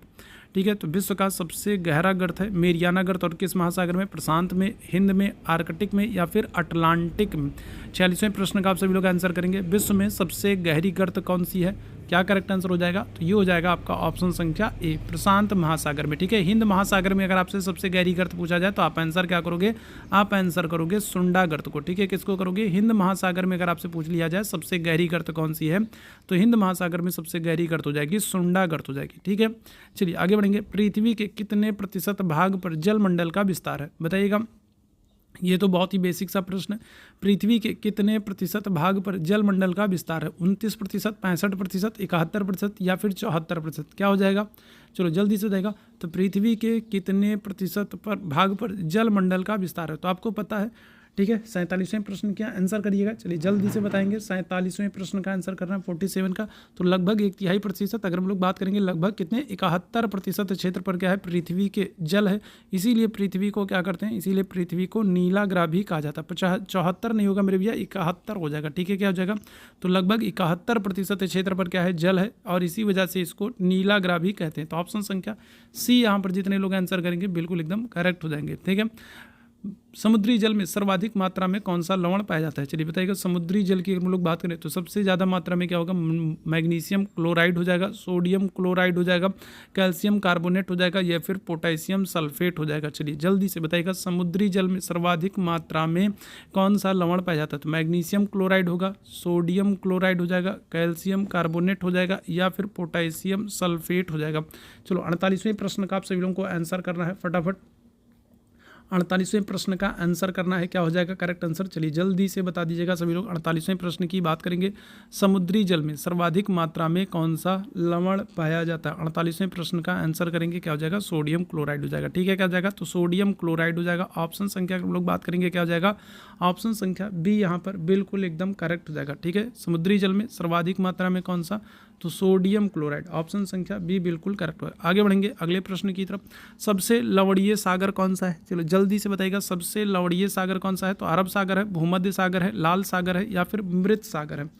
49वें प्रश्न का आंसर करेंगे सभी लोग, बताइएगा। तो सबसे लवणीय सागर कौन सा है? तो अरब सागर है, भूमध्य सागर है, लाल सागर है या फिर मृत सागर है। 49वें प्रश्न का सभी लोग आंसर करेंगे, क्या करेक्ट आंसर हो जाएगा? चलिए फटाफट सभी लोग आंसर करेंगे। 49वें प्रश्न का आंसर करेंगे, करेक्ट आंसर क्या हो जाएगा? तो ये हो जाएगा मृत सागर। ठीक है, मृत सागर जो है ये सबसे लवणीय सागर है। ऑप्शन संख्या डी यहाँ पर बिल्कुल एकदम करेक्ट है। आगे बढ़िएगा अगले प्रश्न की तरफ। पाक जल संधि किन दो देशों को अलग करती है? पाक जल संधि किन दो देशों को अलग करती है? भारत और पाकिस्तान, भारत एवं श्रीलंका, भारत एवं बांग्लादेश या फिर भारत एवं म्यांमार। पाक जल संधि, देखिए ये हमारा क्या है? तो ये हमारा भारत है, और नीचे अगर हम लोग बात करेंगे क्या है? तो नीचे की तरफ आपको श्रीलंका देखने को मिलेगा। ठीक है, इधर की तरफ अगर हम लोग बात करें तो इधर आपको मन्नार की खाड़ी देखने को मिलेगा। क्या होगा? इधर आपको मन्नार की खाड़ी देखने को मिलेगा, और इधर अगर हम लोग बात करेंगे तो आपको बंगाल की खाड़ी देखने को मिलेगा। ठीक है, कौन सी? तो बंगाल की खाड़ी देखने को मिलेगा। और इन्हीं को जोड़ने का काम कौन करता है? तो इन्हीं को जोड़ने का काम करता है पाक जल संधि। तो पाक जल संधि किसके किसके बीच में आपको देखने को मिलेगा? भारत और श्रीलंका के बीच में देखने को मिलेगा। किसको किसको जोड़ता है? मन्नार की खाड़ी से बंगाल की खाड़ी को। ऑप्शन संख्या बी बिल्कुल करेक्ट होगा। आगे बढ़िएगा, भूमध्य सागर एवं अटलांटिक महासागर को कौन सी जल संधि जोड़ती है? ठीक है, देखो यहाँ पर अगर हम लोग बात करें तो ये क्या है मेरे भैया, तो ये आपका हो जाएगा अफ्रीका महाद्वीप। ठीक है, और यहाँ पर अगर हम लोग बात करेंगे तो यहाँ पर आपको क्या हो जाएगा, तो यहाँ पर अगर हम लोग बात करेंगे तो ये आपका यूरोप महाद्वीप हो जाएगा। ठीक है, कौन सा, यहाँ पर आपको यूरोप महाद्वीप हो जाएगा। ठीक है, यहाँ पर अगर हम लोग बात करेंगे कौन सा, तो यहाँ पर भूमध्य सागर है। ठीक है, क्या है, तो यहाँ पर भूमध्य सागर है, और यहाँ पर क्या है, यहाँ पर अटलांटिक महासागर है। ठीक है, अटलांटिक महासागर है, भूमध्य सागर है, और यहाँ पर क्या है, यहाँ पर अटलांटिक महासागर है। ठीक है, और अगर आपसे क्या कर ले, अगर आपसे पूछ ले कि इनको जोड़ने का काम कौन करता है, भूमध्य सागर से अटलांटिक महासागर को जोड़ने का काम कौन करता है, तो फिर आप आंसर क्या करोगे? ठीक है, तो आप आंसर क्या कर दोगे, आप आंसर कर दोगे किसको, जिब्राल्टर जल संधि को। किसको? तो जिब्राल्टर जल संधि को आप आंसर कर दोगे। ठीक है, याद रखिएगा। चलिए, ठीक है, जिब्राल्टर जल संधि की बात करें तो इनको याद रखेंगे, भूमध्य सागर की कुंजी भी कहा जाता है। ठीक है, क्या करते हैं, तो इनको भूमध्य सागर की कुंजी भी कहा जाता है। भूमध्य सागर की कुंजी भी कहा जाता है। किसको? जिब्राल्टर जल संधि को कहा जाता है। ठीक है, चलिए, सुएज नहर किसको किसको जोड़ती है? चलिए, इस प्रश्न का आंसर करना है। सुएज नहर किसको किसको जोड़ती है? सुएज नहर, तो देखो ये क्या है, तो ये आपका अफ्रीका महाद्वीप हो जाएगा। ठीक है, अगर हम लोग यहाँ पर बात करें तो यहाँ पर आपको क्या होता है, तो यहाँ पर आपको भूमध्य सागर देखने को मिलता है। ठीक है, क्या होगा, यहाँ पर आपको भूमध्य सागर देखने को मिलेगा, और यहाँ पर आपको क्या होगा, लाल सागर देखने को मिलेगा। ठीक है, भूमध्य सागर और लाल सागर आपको देखने को मिलेगा। ठीक है, भूमध्य सागर और क्या हो जाता है, और आपको इस तरीके से लाल सागर देखने को मिलता है। और भूमध्य सागर और लाल सागर को जोड़ने का काम कौन करती है? तो भूमध्य सागर और लाल सागर को जोड़ने का काम कौन करती है? सुएज नहर करती है। तो कहाँ पर आपको दिख रहा है ऑप्शन? तो ऑप्शन संख्या सी बिल्कुल करेक्ट हो जाएगा। भूमध्य सागर और लाल सागर को जोड़ने का काम करती है सुएज नहर। अगर आपसे सुएज नहर के निर्माण की बात करें तो निर्माण कब हुआ था? 1869 में, 1869 में क्या किया गया था? सुएज नहर का निर्माण हुआ था। और अगर आपसे इसका राष्ट्रीयकरण पूछ लिया जाए, ठीक है, कि इस सुएज नहर को राष्ट्रीयकरण कब किया गया, नेशनलाइज कब किया गया है, तो राष्ट्रीयकरण के लिए आप आंसर क्या करेंगे? 1956 में। ठीक है, 1956 में सुएज नहर का राष्ट्रीयकरण कर दिया गया, नेशनलाइज कर दिया गया, और 1869 में इसका निर्माण हुआ था। सुएज नहर भूमध्य सागर से लाल सागर को जोड़ने का काम करती है। आगे बढ़ेंगे, निम्नलिखित में से कौन सा युग्म सही सुमेलित नहीं है? एक तरफ आपको क्या किया गया, तो आपको जलधारा का नाम दिया गया, और दूसरी तरफ आपको दिया गया कि कौन सी ठंडी है या फिर गर्म है। जलधारा है और उसकी प्रकृति के विषय में यहाँ पर दिया गया। बताइएगा कौन सा सही सुमेलित नहीं है। तो अगर हम लोग लेब्राडोर की बात करेंगे तो लेब्राडोर क्या है, तो ये तो ठंडी धारा है, तो ये तो बिल्कुल ठीक है। ठीक है, अगर हम लोग बात करेंगे किसकी, अगर हम लोग बात करेंगे अगुलहास की बात करेंगे तो ये गर्म है, ये भी बिल्कुल ठीक है। क्यूरोसियो की बात करेंगे तो ये भी गर्म है, ये भी बिल्कुल ठीक है। गल्फ स्ट्रीम की बात करेंगे, ठंडी नहीं, ये क्या हो जाएगा, ये गर्म जलधारा। तो ऑप्शन संख्या क्या करेंगे, ऑप्शन संख्या डी यहाँ पर बिल्कुल करेक्ट हो जाएगा। गल्फ स्ट्रीम क्या है, तो ये ठीक है गर्म जलधारा है। ठीक है, किस महासागर की है, तो ये नॉर्थ अटलांटिक। ठीक है, कहाँ की, तो उत्तरी अटलांटिक की जलधारा। गल्फ स्ट्रीम कहाँ की, तो उत्तरी अटलांटिक महासागर की जलधारा है, और कैसी हो जाएगी, तो गर्म हो जाएगी। ठीक है, क्यूरोसियो की अगर हम लोग बात करेंगे तो ये उत्तरी प्रशांत महासागर की जलधारा है। ठीक है, कहाँ की, उत्तरी प्रशांत महासागर की जलधारा। अगुलहास की अगर हम लोग बात करेंगे तो ये हिंद महासागर की जलधारा। लेब्राडोर की अगर हम लोग बात करेंगे तो ये उत्तरी अटलांटिक महासागर की जलधारा है। ठीक है, तो ये भी याद रखिएगा कौन सी धारा किस महासागर की है और उसकी प्रकृति कैसी है। आगे बढ़ेंगे, ज्वार भाटा की उत्पत्ति में किसका प्रभाव अधिक होता है? बताइएगा, ज्वार भाटा की उत्पत्ति में अगर हम लोग बात करेंगे तो किसका प्रभाव अधिक होता है? सूर्य का, पृथ्वी का, चंद्रमा का, या फिर महासागर का? 54वें प्रश्न का सभी लोग आंसर करेंगे, क्या हो जाएगा, तो ज्वार भाटा की उत्पत्ति में किसका प्रभाव अधिक होता है? देखो, जब क्या होता है, जब सूर्य, ठीक है, क्या होता है, जब सूर्य और क्या हो जाएगा, और चंद्रमा, ठीक है, ये हमारी पृथ्वी है, ठीक है, पृथ्वी है, और क्या होगा, और चंद्रमा। तो सूर्य, पृथ्वी और चंद्रमा, तो जब चंद्रमा और सूर्य की गुरुत्वाकर्षण शक्तियाँ पृथ्वी पर जो है अपना बल लगाती हैं तो क्या होता है, तो दीर्घ ज्वार भाटा आता है। ठीक है, क्या होता है, जब सूर्य और चंद्रमा अपनी गुरुत्वाकर्षण शक्तियाँ पृथ्वी पर लगाती हैं तो ज्वार भाटा आता है। लेकिन आपसे पूछ रहा है किसका अधिक प्रभाव होता है, तो देखो अगर हम लोग सूर्य की अपेक्षा बात करें तो चंद्रमा क्या है, चंद्रमा अधिक नज़दीक है। ठीक है, सूर्य की अपेक्षा अगर हम लोग बात करेंगे तो चंद्रमा क्या है, अधिक नज़दीक है, तो चंद्रमा अधिक शक्तियाँ लगाता है, तो चंद्रमा का प्रभाव अधिक होता है। क्यों? क्योंकि चंद्रमा पृथ्वी से अधिक निकट है सूर्य की अपेक्षा। तो ऑप्शन संख्या क्या हो जाएगा, सी यहाँ पर बिल्कुल एकदम करेक्ट हो जाएगा। आगे बढ़ेंगे अगले प्रश्न की तरफ, कौन सी नदी भ्रंश घाटी से होकर के बहती है? ठीक है, भ्रंश घाटी कहिए या फिर इसी को आप क्या कहिए, इसी को आप रिफ्ट वैली कहिए। ठीक है। इसी को आप रिफ्ट वैली कह सकते हैं, इसी को आप दरार घाटी भी कह सकते हैं। तो रिफ्ट वैली कहिए, दरार घाटी कहिए, भ्रंश घाटी कहिए। कौन सी नदी होकर के बहती है? तो देखो 3 नदियां हैं जो इससे होकर के बहती है, नर्मदा नदी, ताप्ती नदी और क्या हो जाएगा, और दामोदर नदी, ठीक है। तो 3 नदियां हैं जो रिफ्ट वैली, दरार घाटी, भ्रंश घाटी से होकर के बहती हैं। अगर आपसे अरब सागर की तरफ पूछा जाए तो अरब सागर की तरफ आप क्या आंसर करोगे? अरब सागर की तरफ 2 नदियां हैं जो रिफ्ट वैली, दरार घाटी से होकर के बहती हैं, नर्मदा और ताप्ती। और अगर आपसे कुल नदियों की बात करें तो कुल 3 नदियां हैं जो है दरार घाटी से होकर के बहती हैं। ऑप्शन संख्या बी बिल्कुल एकदम करेक्ट हो जाएगा, नर्मदा नदी।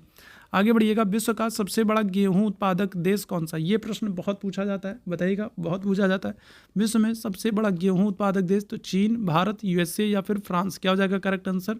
56वें प्रश्न का आंसर करेंगे। और जितने लोग बाद में जुड़े हैं, जितने लोगों ने अभी तक सेशन को लाइक नहीं किया, शेयर नहीं किया, तो एक बार आप लोग सभी लोग अपने अपने स्तर पर सेशन को लाइक और शेयर कर दिएगा। चैनल पर पहली बार है तो चैनल को सब्सक्राइब भी जरूर कर लिएगा, ताकि जब भी हम लोग लाइव आते हैं तो उसकी नोटिफिकेशन आपको मिल जाया करे। इसके अलावा चैट बॉक्स में आपको टेलीग्राम का लिंक दिख रहा होगा, तो टेलीग्राम चैनल से नहीं जुड़े हैं तो वहाँ पर भी जरूर जुड़ जाइए, जहाँ पर आपको इस क्लास का PDF और बाकी बहुत सारी इंपॉर्टेंट अपडेट्स मिलती रहती हैं। सबसे बड़ा गेहूं उत्पादक देश कौन सा हो जाएगा? तो ये हो जाएगा चाइना हो जाएगा, ठीक है। ऑप्शन संख्या क्या करेंगे? ए बिल्कुल करेक्ट करेंगे, चाइना हो जाएगा, ठीक है। चाइना की राजधानी अगर हम लोग बात करें तो राजधानी क्या हो जाती है? तो बीजिंग हो जाती है। मुद्रा अगर हम लोग बात करें क्या हो जाएगा? तो मुद्रा रेनमिनबी हो जाता है, रेनमिनबी यहाँ की मुद्रा है। संसद की अगर हम लोग बात कर लें, संसद क्या होगा? नेशनल पीपुल्स कांग्रेस, ठीक है। क्या होगा यहाँ के? संसद की बात कर लें, नेशनल पीपुल्स कांग्रेस यहाँ की संसद का नाम है, ठीक है। अगर आपसे बोले भारत और चीन के बीच में कौन सी रेखा है, तो आंसर क्या करोगे? मैकमोहन रेखा है। भारत और चीन के बीच में कौन सी रेखा है? मैकमोहन रेखा है। भारत और चीन के बीच में कौन सा अभ्यास होता है? तो हैंड इन हैंड अभ्यास कहेंगे, ठीक है। कौन सा? हैंड इन हैंड अभ्यास जो है ये भारत और चीन के बीच में होता है। चीन में अगर हम लोग बात करें, चीन का जो खेल है, राष्ट्रीय खेल क्या है? तो टेबल टेनिस आंसर करेंगे। क्या है? टेबल टेनिस चीन का राष्ट्रीय खेल है। इसके अलावा चीन की बात करें तो चीन का जो संघाई शहर है, संघाई शहर, चीन का संघाई शहर है। और संघाई शहर को क्या करते हैं? तो मानचेस्टर कहते हैं, ठीक है। क्या कहते हैं? तो मानचेस्टर कहते हैं संघाई को। इसके अलावा चीन का जो वुहान शहर है, तो वुहान शहर आपको पता है, वुहान शहर से क्या हुआ था? तो कोरोना वायरस फैला था, ठीक है। क्या हुआ था? तो वुहान शहर से कोरोना वायरस फैला था। इसके अलावा अगर हम लोग बात करते हैं किसकी? चाइना की बात कर देते हैं, ठीक है। तो चीन का अगर आपसे पूछ ले चाइना का शोक किस नदी को कहते हैं, तो चाइना का जो शोक है वो हम लोग कहते हैं किसको? हांगहो नदी को कहते हैं। कौन सी नदी? हांगहो नदी को चाइना का शोक कहते हैं। और इसी नदी को पीली नदी के नाम से भी जाना जाता है। चीन का शोक हांगहो नदी, और इसी को हम लोग पीली नदी के नाम से भी जानते हैं। आगे बढ़ेंगे अगले प्रश्न का। विश्व में केले का सबसे बड़ा उत्पादक जो है देश कौन सा है? बताइएगा, सबसे ज़्यादा उत्पादन कहाँ पर होता है? देखो, अगर आपसे उत्तर प्रदेश में पूछा जाए कि उत्तर प्रदेश में केला कौन सा जिला फेमस है, तो आप आंसर करोगे कुशीनगर, ठीक है। क्या करोगे? तो कुशीनगर को आप आंसर करोगे। उत्तर प्रदेश में कुशीनगर केले के लिए महत्वपूर्ण है, ठीक है। आपसे विश्व में पूछ रहा है, 97वें प्रश्न का सभी लोग आंसर करेंगे। क्या हो जाएगा? तो केले का सबसे ज़्यादा उत्पादन कहाँ पर होता है? तो अपने प्यारे भारत में होता है। ऑप्शन संख्या बी बिल्कुल एकदम करेक्ट हो जाएगा, ठीक है। आगे बढ़िएगा, ब्राज़ील किसका प्रमुख उत्पादक है? ब्राज़ील की अगर हम लोग बात करेंगे तो ब्राज़ील में आपको सबसे बड़े सदाबहार वन मिलते हैं, ठीक है। क्या होता है? सबसे बड़े सदाबहार वन आपको कहाँ पर देखने को मिलेंगे? तो सबसे बड़े सदाबहार वन आपको ब्राज़ील में देखने को मिलेंगे। और सदाबहार वनों के विषय में आपको पता है कि सदाबहार वन क्या होती है? तो चाय कॉफ़ी की खेती बहुत अधिक होती है। चाय कॉफ़ी की खेती के लिए सदाबहार वन जो है वो महत्वपूर्ण होते हैं। तो ब्राज़ील में सबसे ज़्यादा किसकी खेती होगी? 58वें प्रश्न का आंसर कर देंगे। क्या हो जाएगा करेक्ट आंसर? कॉफ़ी की, ठीक है। किसकी? तो कॉफ़ी की खेती हो जाएगी। ऑप्शन संख्या सी बिल्कुल करेक्ट हो जाएगा। निम्नलिखित में से कौन सा बंदरगाह कॉफ़ी पत्तन के नाम से जाना जाता है? कौन सा बंदरगाह है जो क्या होगा? तो जो कॉफ़ी पत्तन के नाम से जाना जाता है, कॉफ़ी बंदरगाह के नाम से जाना जाता है। तो साओ पोलो हो जाएगा, सेंटोस हो जाएगा, रियो डी जेनेरियो हो जाएगा, या फिर ब्यूनस आयर्स हो जाएगा। 59वें प्रश्न की बात करेंगे। 59वें प्रश्न का आंसर करना क्या हो जाएगा? तो ये ब्राज़ील का है सेंटोस बंदरगाह, ठीक है। क्या हो जाएगा? तो ब्राज़ील का है, ब्राज़ील का सेंटोस बंदरगाह है। और इसको क्या करते हैं? तो इसको कॉफ़ी बंदरगाह के रूप में भी जाना जाता है, कॉफ़ी पत्तन के रूप में भी जाना जाता है। क्यों? क्योंकि यहाँ से कॉफ़ी का बहुत ज़्यादा निर्यात होता है। ब्राज़ील के सेंटोस बंदरगाह से कॉफ़ी का बहुत ज़्यादा निर्यात होता है, एक्सपोर्ट होता है, इसीलिए इसको कॉफ़ी पत्तन के रूप में भी जाना जाता है, ठीक है। तो ये याद रखिएगा। ऑप्शन संख्या क्या हो जाएगा? बी बिल्कुल एकदम करेक्ट हो जाएगा। आगे बढ़ेंगे, विश्व में चाय का सर्वाधिक उत्पादन किस देश के द्वारा किया जाता है? चलिए जल्दी से बताएगा। तो अगर हम लोग बात करेंगे इस प्रश्न का आंसर करना है, 60वें प्रश्न का आंसर करना है। तो विश्व में चाय का सर्वाधिक उत्पादन किस देश के द्वारा किया जाता है? तो भारत, चीन, इंग्लैंड या फिर रूस। क्या हो जाएगा करेक्ट आंसर? देखो ऐसे प्रश्नों में अगर हम लोग बात करेंगे तो आंकड़े जो हैं, जो फैक्ट्स हैं वो बदलते रहते हैं, तो आपको इनको समय समय पर चेक करते रहना पड़ेगा, ठीक है, क्योंकि हम कभी कभी क्या होता है, कभी कोई देश आगे होता है, कभी कोई देश आगे होता है, तो इसमें फैक्ट्स बहुत ज़्यादा बदलते रहते हैं। तो इस प्रश्न ऐसे प्रश्नों को आप बीच बीच में चेक भी करते रहिएगा। फिलहाल इस प्रश्न का जो करेक्ट आंसर है वो अपना प्यारा भारत हो जा रहा है, ठीक है। क्या हो जाएगा? विश्व में चाय का सबसे ज़्यादा उत्पादन कौन? तो अपना प्यारा भारत कर रहा है। ऑप्शन संख्या क्या हो जाएगा? ए बिल्कुल करेक्ट हो जाएगा, ठीक है। विश्व में कृत्रिम रबड़ का सबसे बड़ा उत्पादक देश कौन सा है? बताइएगा, कृत्रिम रबड़ का उत्पादक सबसे बड़ा देश कौन सा है? 61वें प्रश्न का आंसर करेंगे, क्या हो जाएगा? अगर आपसे भारत में पूछ ले, अगर आपसे भारत में रबड़ का सबसे बड़ा उत्पादक राज्य पूछ ले, भारत में रबड़ का उत्पादन सबसे ज़्यादा कौन सा राज्य करता है, तो आप आंसर केरल को करोगे, ठीक है। किसको? तो भारत में रबड़ का सबसे ज़्यादा उत्पादन कौन सा राज्य कर रहा है? केरल कर रहा है। विश्व में अगर हम लोग कृत्रिम आर्टिफिशियल रबड़ की बात करेंगे तो इसका सबसे बड़ा जो उत्पादक हो जाएगा वो कौन हो जाएगा? तो वो हो जाएगा यूएसए, अमेरिका हो जाएगा, ठीक है। कौन हो जाएगा? तो 61वें प्रश्न का क्या हो जाएगा? ऑप्शन संख्या ए बिल्कुल करेक्ट हो जाएगा, अमेरिका। आगे बढ़ेंगे, दुग्ध उत्पादन में कौन सा देश शीर्ष पर है? 62वें प्रश्न का आंसर करेंगे, दुग्ध उत्पादन। दुग्ध उत्पादन से कौन सी क्रांति? तो आपको पता है श्वेत क्रांति है, ठीक है। दुग्ध उत्पादन से कौन सी क्रांति संबंधित है? तो श्वेत क्रांति। श्वेत क्रांति के जनक अगर आपसे पूछ ले तो आप आंसर किसको करेंगे? तो आप आंसर करेंगे वर्गीस कुरियन को, ठीक है। किसको? वर्गीस कुरियन को आप आंसर करेंगे। वर्गीस कुरियन का जन्मदिवस 26 नवंबर को है और 26 नवंबर को हम लोग क्या करते हैं? तो राष्ट्रीय दुग्ध दिवस मनाते हैं, ठीक है। क्या करेंगे? तो 26 नवंबर को हम लोग राष्ट्रीय दुग्ध दिवस मनाते हैं। 26 नवंबर को किसका जन्मदिवस है? वर्गीस कुरियन का जन्मदिवस। अगर आपसे विश्व दुग्ध दिवस पूछ ले तो विश्व दुग्ध दिवस आप आंसर क्या करोगे? तो विश्व दुग्ध दिवस अगर आपसे पूछ ले तो आप आंसर करोगे किसको? 1 जून को करोगे, ठीक है। किसको? तो 1 जून को क्या करते हैं? विश्व दुग्ध दिवस मनाते हैं, ठीक है। श्वेत क्रांति, वर्गीस कुरियन, 26 नवंबर को उनका जन्मदिवस है, राष्ट्रीय दुग्ध दिवस के रूप में मनाते हैं। अगर आपसे राष्ट्रीय डेयरी अनुसंधान पूछ ले, राष्ट्रीय डेयरी अनुसंधान संस्थान पूछ ले, राष्ट्रीय डेयरी अनुसंधान संस्थान आपसे पूछ ले तो आप आंसर क्या करेंगे? तो आप आंसर करेंगे किसको? करनाल हरियाणा को, ठीक है। किसको करेंगे? तो करनाल हरियाणा को आप आंसर करेंगे राष्ट्रीय डेयरी अनुसंधान संस्थान, ठीक है। क्या हो जाएगा करेक्ट आंसर? तो अगर हम लोग बात करेंगे, अपना प्यारा भारत जो है वो दुग्ध उत्पादन में पहले स्थान पर है, ठीक है। चलिए आगे बढ़ेंगे। निम्नलिखित में से किसे हरित क्रांति का जनक माना जाता है? ठीक है, किसे हरित क्रांति का जन्मदाता माना जाता है? चलो जल्दी से बताइएगा। तो देखो, जब भी आपसे इस तरीके का प्रश्न पूछा जाए, ठीक है, जब भी आपसे इस तरीके का प्रश्न पूछा जाए, अब यहाँ पर देखिए आपसे भारत में नहीं पूछा है, आपसे भारत में आपसे हरित क्रांति का जनक नहीं पूछा है, आपसे अंतर्राष्ट्रीय स्तर पर हरित क्रांति का जनक नहीं पूछा है, लेकिन जब भी आपसे इस तरीके का प्रश्न पूछा जाए तो आप भारत का नहीं बल्कि अंतर्राष्ट्रीय स्तर पर जो हरित क्रांति के जनक हैं उन्हीं को आंसर करेंगे, आप भारत को नहीं करेंगे, ठीक है।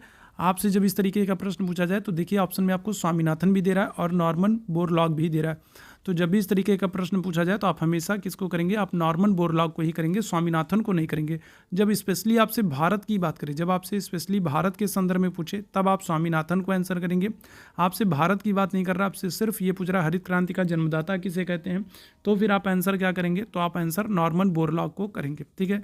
और स्वामीनाथन को याद रखिएगा, अभी हाल ही में क्या किया गया है? तो भारत रत्न से भी सम्मानित किया गया, ठीक है। हरित क्रांति के भारत में जो जनक है स्वामीनाथन, इनको भारत रत्न से भी सम्मानित किया गया।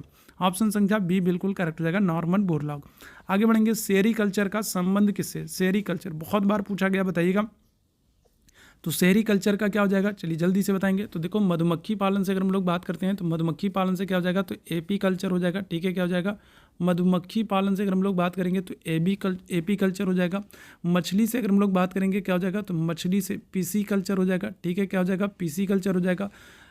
और सेरी कल्चर की बात करेंगे तो क्या हो जाएगा? रेशम कीट से हो जाएगा। अगर आपसे क्या कर ले, अगर आपसे वार्मी कल्चर पूछ ले तो वार्मी कल्चर किससे? तो वार्मी कल्चर जो है ये केचुए उत्पादन से, ठीक है। क्या हो जाएगा? केचुए से, ठीक है। केचुए के उत्पादन से क्या है? तो वार्मी कल्चर हो जाएगा। विटी कल्चर की हम लोग बात करेंगे क्या हो जाएगा? तो विटी कल्चर जो है ये अंगूर की खेती से हो जाएगा, ठीक है। अंगूर की खेती से हो जाएगा। तो ये सब याद रखिएगा, ये सब आपको या तो कोई एक पूछ लेगा या तो आपको ये इस तरीके से 4 दे करके और आपको मिलान करने को दे दिया जाता है, ठीक है। तो सेरी कल्चर, रेशम कीट पालन से, मछली से पीसी कल्चर, मधुमक्खी पालन से एपी कल्चर, केचुए से वार्मी कल्चर और विटी कल्चर जो है अंगूर से। ऑप्शन संख्या डी बिल्कुल करेक्ट है। विश्व का प्रमुख मत्स्य क्षेत्र ग्रैंड बैंक कहाँ पर स्थित है? बताइएगा, ग्रैंड बैंक कहाँ पर स्थित है? 65वें प्रश्न का आंसर करेंगे, क्या हो जाएगा?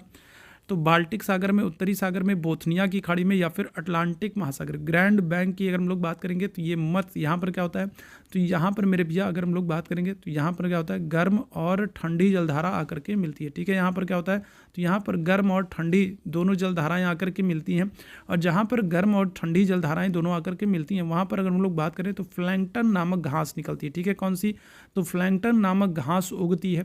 जहाँ पर गर्म और ठंडी जलधाराएं मिलती है वहाँ पर प्लैंकटन नामक घास निकलती है, और इसी घास को खाने के लिए क्या होता है, मछलियाँ आती हैं। ठीक है, और जब मछलियाँ आती हैं तो मछलियों के लिए प्रमुख क्षेत्र जो रह जाता है। तो ग्रैंड बैंक अगर हम लोग बात करेंगे कहाँ पर है, तो ये अटलांटिक महासागर में है। ऑप्शन संख्या क्या हो जाएगा, डी बिल्कुल एकदम करेक्ट हो जाएगा। ठीक है, स्वच्छ जल की मछली का सबसे बड़ा उत्पादक देश कौन सा, बताइएगा। अब स्वच्छ जल की मछली की आपसे पूछा जा रहा है 66वें प्रश्न का, सभी लोग आंसर करेंगे, क्या हो जाएगा, स्वच्छ जल की मछली का सबसे बड़ा उत्पादक देश कौन है, तो भारत है, चाइना है, जापान है, या फिर नॉर्वे है। क्या हो जाएगा, 66वें प्रश्न की बात करेंगे, करेक्ट आंसर जो जाएगा वो हो जाएगा ऑप्शन संख्या बी, चाइना हो जाएगा। ठीक है, कौन हो जाएगा, तो चाइना हो जाएगा, बिल्कुल ऑप्शन संख्या बी बिल्कुल करेक्ट है। आगे बढ़ेंगे, चांदी का सबसे बड़ा उत्पादक देश कौन है। ठीक है, चांदी का सबसे बड़ा उत्पादक देश कौन है, कनाडा है, भारत है, पेरू है, या फिर चाइना है। चलिए जल्दी से बताएंगे। देखो चांदी की अगर हम लोग बात करें तो ये क्या है, तो ये जो है ये विद्युत का सबसे अच्छा सुचालक माना जाता है। ठीक है, चांदी की अगर हम लोग बात करें तो सबसे अच्छा सुचालक माना जाता है चांदी को।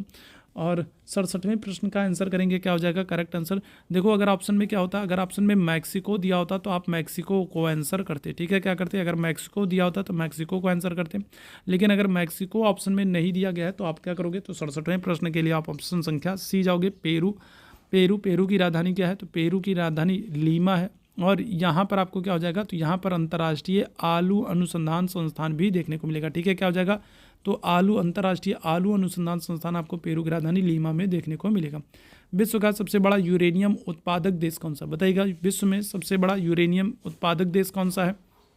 चलो जल्दी से 68वें प्रश्न का आंसर करना है, क्या करना है, तो सबसे बड़ा यूरेनियम उत्पादक देश कौन सा है। देखो अगर ऑप्शन में क्या होता, अगर ऑप्शन में आपको कजाकिस्तान दिया होता, ठीक है, क्या होता, अगर आपको ऑप्शन में कजाकिस्तान दिया होता तो आप कजाकिस्तान को आंसर करते। सबसे बड़ा यूरेनियम उत्पादक देश कौन है, कजाकिस्तान है।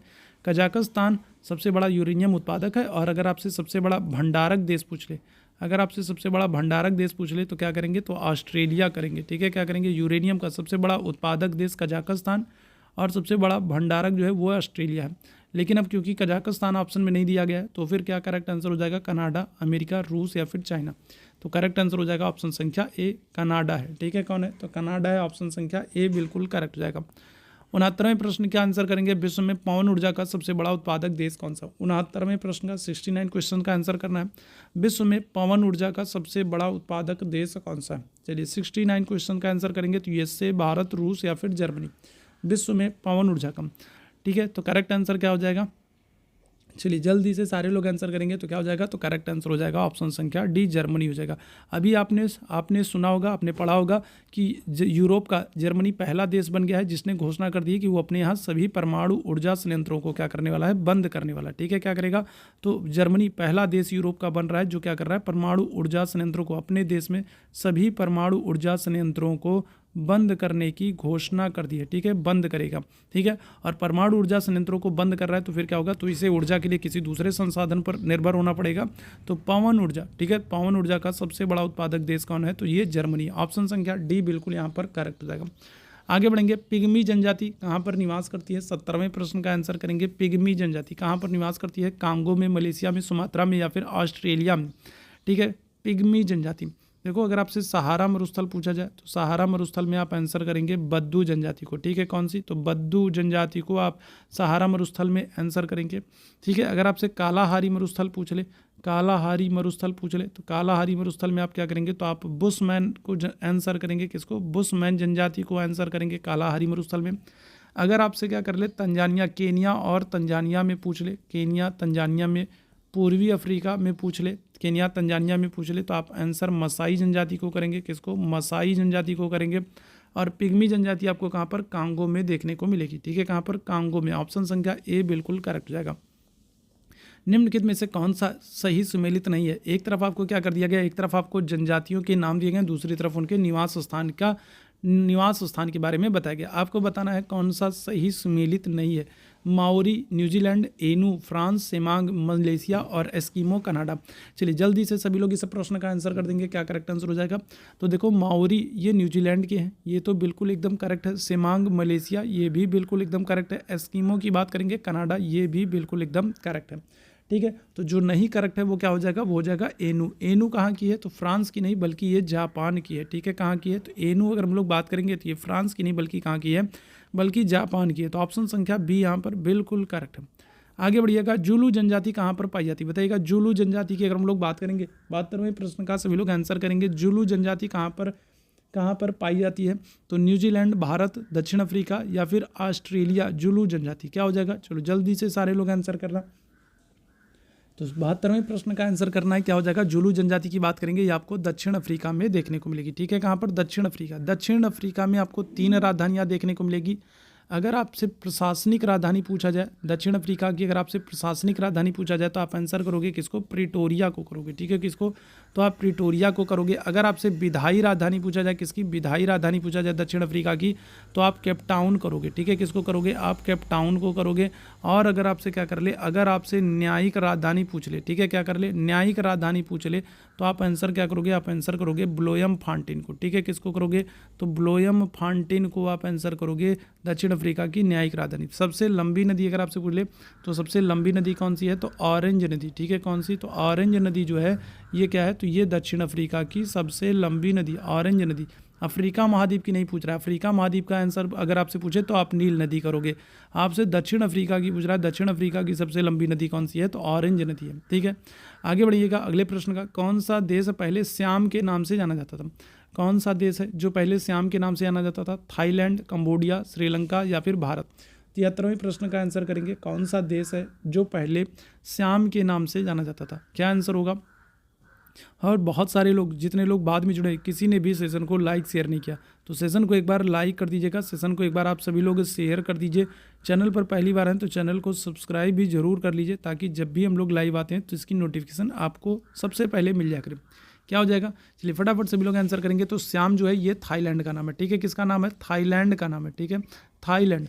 थाईलैंड की अगर हम लोग बात करते हैं, थाईलैंड, तो थाईलैंड को क्या करते हैं, तो सफ़ेद हाथियों का देश भी कहते हैं। ठीक है, क्या करते हैं, थाईलैंड की अगर हम लोग बात करें तो सफ़ेद हाथियों का देश कहा जाता है। थाईलैंड को सफ़ेद हाथियों का देश कहा जाता है। इसके अलावा अगर हम लोग बात करेंगे थाईलैंड की, तो थाईलैंड को दक्षिण पूर्व एशिया का चावल का कटोरा कहा जाता है। ठीक है, क्या करते हैं, तो दक्षिण पूर्व एशिया का चावल का कटोरा कहा जाता है। दक्षिण पूर्व एशिया का चावल का कटोरा किसको कहते हैं, चावल का कटोरा किसको कहते हैं, तो थाईलैंड को कहते हैं। ठीक है, थाईलैंड की राजधानी अगर आपसे पूछ ले तो थाईलैंड की राजधानी क्या है, तो बैंकॉक है। ठीक है, क्या है, थाईलैंड की राजधानी पूछ ले बैंकॉक है। और यहाँ की मुद्रा अगर आपसे पूछ ले तो मुद्रा क्या है, बात है। ठीक है, क्या है, तो थाईलैंड की मुद्रा क्या है, बात है। ठीक है, याद रखेंगे। आगे बढ़ेंगे, किस देश का प्राचीन नाम पर्सिया है, बताइएगा किस देश का प्राचीन नाम पर्सिया है, इराक का, ईरान का, ताइवान का या फिर चीन का। ठीक है, 74वें प्रश्न का सभी लोग आंसर करिएगा, किस देश का प्राचीन नाम पर्सिया। पर्सिया से ही क्या होगा, फारस बनेगा। ठीक है, क्या होगा, पर्सिया से ही फारस बनता है। और फारस है ना, फारस किस देश का नाम है, तो ईरान का नाम है। तो ऑप्शन संख्या क्या हो जाएगा, ऑप्शन संख्या बी बिल्कुल एकदम करेक्ट हो जाएगा। ठीक है, क्या हो जाएगा, ऑप्शन संख्या बी बिल्कुल करेक्ट हो जाएगा। ताइवान का अगर आपसे प्राचीन नाम पूछ ले तो आप आंसर करोगे फार्मोसा। ठीक है, क्या करोगे, ताइवान का अगर आपसे प्राचीन नाम पूछ ले तो आप आंसर क्या करोगे, आप आंसर करोगे फार्मोसा। ठीक है, ध्यान रखिएगा। किस देश को सफ़ेद हाथियों का देश कहा जाता है, तो अभी मैंने आप लोगों को आंसर किया, क्या होगा, थाईलैंड होगा, कीनिया होगा, लाओस होगा, जापान होगा। क्या हो जाएगा, अभी मैंने आप लोगों को बताया था सफ़ेद हाथियों के देश के नाम से किसको जानते हैं, तो थाईलैंड को जानते हैं। जापान को क्या करते हैं, तो जापान को भूकंपों का देश कहते हैं। ठीक है, क्या करते हैं, तो जापान को भूकंपों का देश कहते हैं। इसके अलावा और क्या करते हैं, तो उगते हुए सूर्य का देश भी कहते हैं। ठीक है, उगते हुए सूर्य का देश भी कहते हैं। सबसे पहले सूर्योदय जो है वो जापान में होता है, तो उगते हुए सूर्य का देश कहते हैं। इसके अलावा भूकंपों का देश कहते हैं, किसको, जापान को कहते हैं। आगे बढ़िएगा, उगते हुए सूर्य का देश किसको कहते हैं मेरे भैया, तो क्या हो जाएगा, तो ये हो जाएगा आपका जापान हो जाएगा। ठीक है, क्या हो जाएगा, जापान को उगते हुए सूर्य का देश कहा जाता है। ठीक है, याद रखेंगे। आगे बढ़ेंगे अगले प्रश्न की तरफ। 7 पहाड़ियों का नगर किसे कहते हैं? बहुत इंपॉर्टेंट है, ये पूछा गया है, बताइएगा 7 पहाड़ियों का नगर किसे कहते हैं? तो रोम को कहते हैं, बर्लिन को कहते हैं, बर्न को कहते हैं, या फिर पेरिस को कहते हैं। देखो पेरिस जो है ये फ्रांस की राजधानी है, ठीक है, किसकी? फ्रांस की राजधानी है। बर्लिन अगर हम लोग बात करेंगे तो बर्लिन किसकी राजधानी है? तो जर्मनी की राजधानी है। बर्लिन किसकी राजधानी है? जर्मनी की राजधानी है। रोम अगर हम लोग बात करेंगे इटली की राजधानी है, ठीक है, किसकी? इटली की राजधानी है। और बर्न की अगर हम लोग बात करें तो ये स्विट्जरलैंड की राजधानी, किसकी? स्विट्जरलैंड की राजधानी है बर्न, ठीक है। तो क्या हो जाएगा? 7 पहाड़ियों का नगर रोम को कहते हैं, ठीक है, क्या करते हैं? रोम को कहते हैं। अगर आपसे पूछ ले रोम किस नदी के किनारे है, तो रोम टाइबर नदी के किनारे। कौन सी नदी किनारे? तो रोम टाइबर नदी के किनारे है, रोम टाइबर नदी के किनारे है, ठीक है। आगे बढ़ेंगे। फॉरबिडन सिटी के नाम से किसको जाना जाता है? फॉरबिडन सिटी के नाम से किसको जाना जाता है? 78वें प्रश्न का आंसर करना है। तो फॉरबिडन सिटी के नाम से किसको जानते हैं? तो क्विटो को जानते हैं, लहासा को जानते हैं, लीमा को जानते हैं, या फिर बोगोटा को जानते हैं। 78वें प्रश्न का आंसर कीजिएगा। फॉरबिडन सिटी के नाम से किसको जानते हैं? क्या हो जाएगा करेक्ट आंसर? तो ये हो जाएगा आपका तिब्बत की राजधानी लहासा, ठीक है। क्या हो जाएगा? तिब्बत की राजधानी लहासा। ऑप्शन संख्या क्या हो जाएगा? बी बिल्कुल एकदम करेक्ट हो जाएगा, ठीक है, ऑप्शन संख्या बी। आगे बढ़ेंगे। बगदाद किस नदी के किनारे है? बगदाद अगर आपसे पूछ ले बगदाद किसकी राजधानी है? तो इराक की राजधानी, किसकी? इराक की राजधानी है बगदाद। इराक की राजधानी है, कैपिटल है कौन? बगदाद है। और बगदाद आपसे पूछ रहा है कौन सी नदी के किनारे है? तो क्या होगा? पोटोमैक नदी, हडसन, डेन्यूब, या फिर टिग्रिस। क्या हो जाएगा? तो देखो पोटोमैक नदी के किनारे अगर हम लोग बात करें तो इसके किनारे तो वाशिंगटन है, ठीक है, कहाँ है? तो वाशिंगटन है पोटोमैक नदी किनारे। हडसन की बात करें, हडसन नदी के किनारे न्यूयॉर्क है, ठीक है, क्या है? तो न्यूयॉर्क है। अगर डेन्यूब नदी की बात करेंगे तो ऑस्ट्रिया की राजधानी वियना, ठीक है, वियना क्या हो जाएगा? डेन्यूब नदी के किनारे हो जाएगा, ठीक है। करेक्ट आंसर क्या हो जाएगा? टिग्रिस हो जाएगा, ठीक है। कौन सी? इराक की राजधानी बगदाद जो है वो टिग्रिस नदी किनारे। ऑप्शन संख्या डी यहाँ पर बिल्कुल करेक्ट है। अगले प्रश्न की तरफ। लंदन किस नदी के किनारे स्थित है? ठीक है, लंदन। देखो अगर आपसे फ्रांस पूछा जाए तो फ्रांस की राजधानी आप आंसर करोगे किसको? पेरिस को, ठीक है। और पेरिस कौन सी नदी किनारे? सी नदी के किनारे, ठीक है। इटली की राजधानी अगर आपसे पूछ लिया जाए, इटली की राजधानी रोम, ठीक है। ये कौन सी नदी किनारे है? तो ये रोम जो है ये टाइबर नदी किनारे, ठीक है। कौन सी नदी किनारे? टाइबर नदी के किनारे। ऑस्ट्रिया अगर आपसे पूछ ले तो ऑस्ट्रिया की राजधानी क्या हो जाएगा? वियना हो जाएगा, ठीक है। क्या हो जाएगा? वियना हो जाएगा। वियना कौन सी नदी किनारे? डेन्यूब नदी किनारे, ठीक है, डेन्यूब नदी के किनारे। जर्मनी, जर्मनी की राजधानी अगर पूछ ले आपसे तो जर्मनी की राजधानी क्या होगा? बर्लिन होगा। बर्लिन कौन सी नदी के किनारे? तो स्प्री नदी के किनारे। कौन सी? तो स्प्री नदी के किनारे, ठीक है। इसके अलावा अगर हम लोग बात कर ले पोलैंड, पोलैंड की राजधानी क्या है? तो वारसा है, ठीक है, क्या है? तो वारसा है। ये कौन सी नदी किनारे? तो ये विस्चुला नदी किनारे, ठीक है। कौन सी? तो विस्चुला नदी के किनारे। पोलैंड की राजधानी वारसा क्या हो जाएगा? विस्चुला नदी किनारे।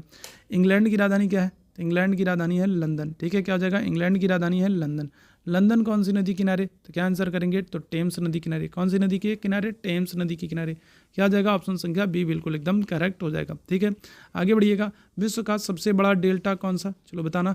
विश्व का सबसे बड़ा डेल्टा कौन सा होगा? तो आपको पता है सुंदरवन डेल्टा है, ठीक है, क्या है? तो विश्व का सबसे बड़ा डेल्टा जो है वो सुंदरवन डेल्टा है। और सुंदरवन डेल्टा का जो है निर्माण कौन सी नदी करती है? सुंदरवन डेल्टा विश्व का सबसे बड़ा डेल्टा है।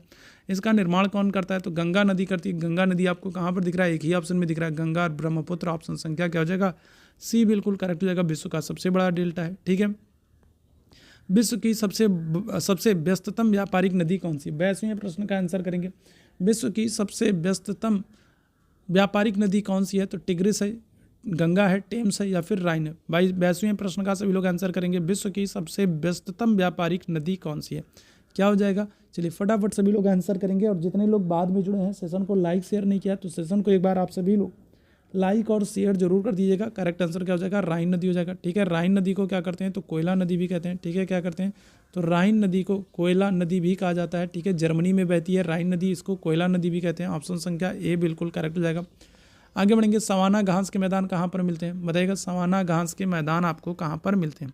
अगर आपसे कनाडा में पूछ ले तो कनाडा में आप क्या करोगे? कनाडा में प्रेयरी घास का मैदान, ठीक है। कौन सा? तो प्रेयरी घास का मैदान।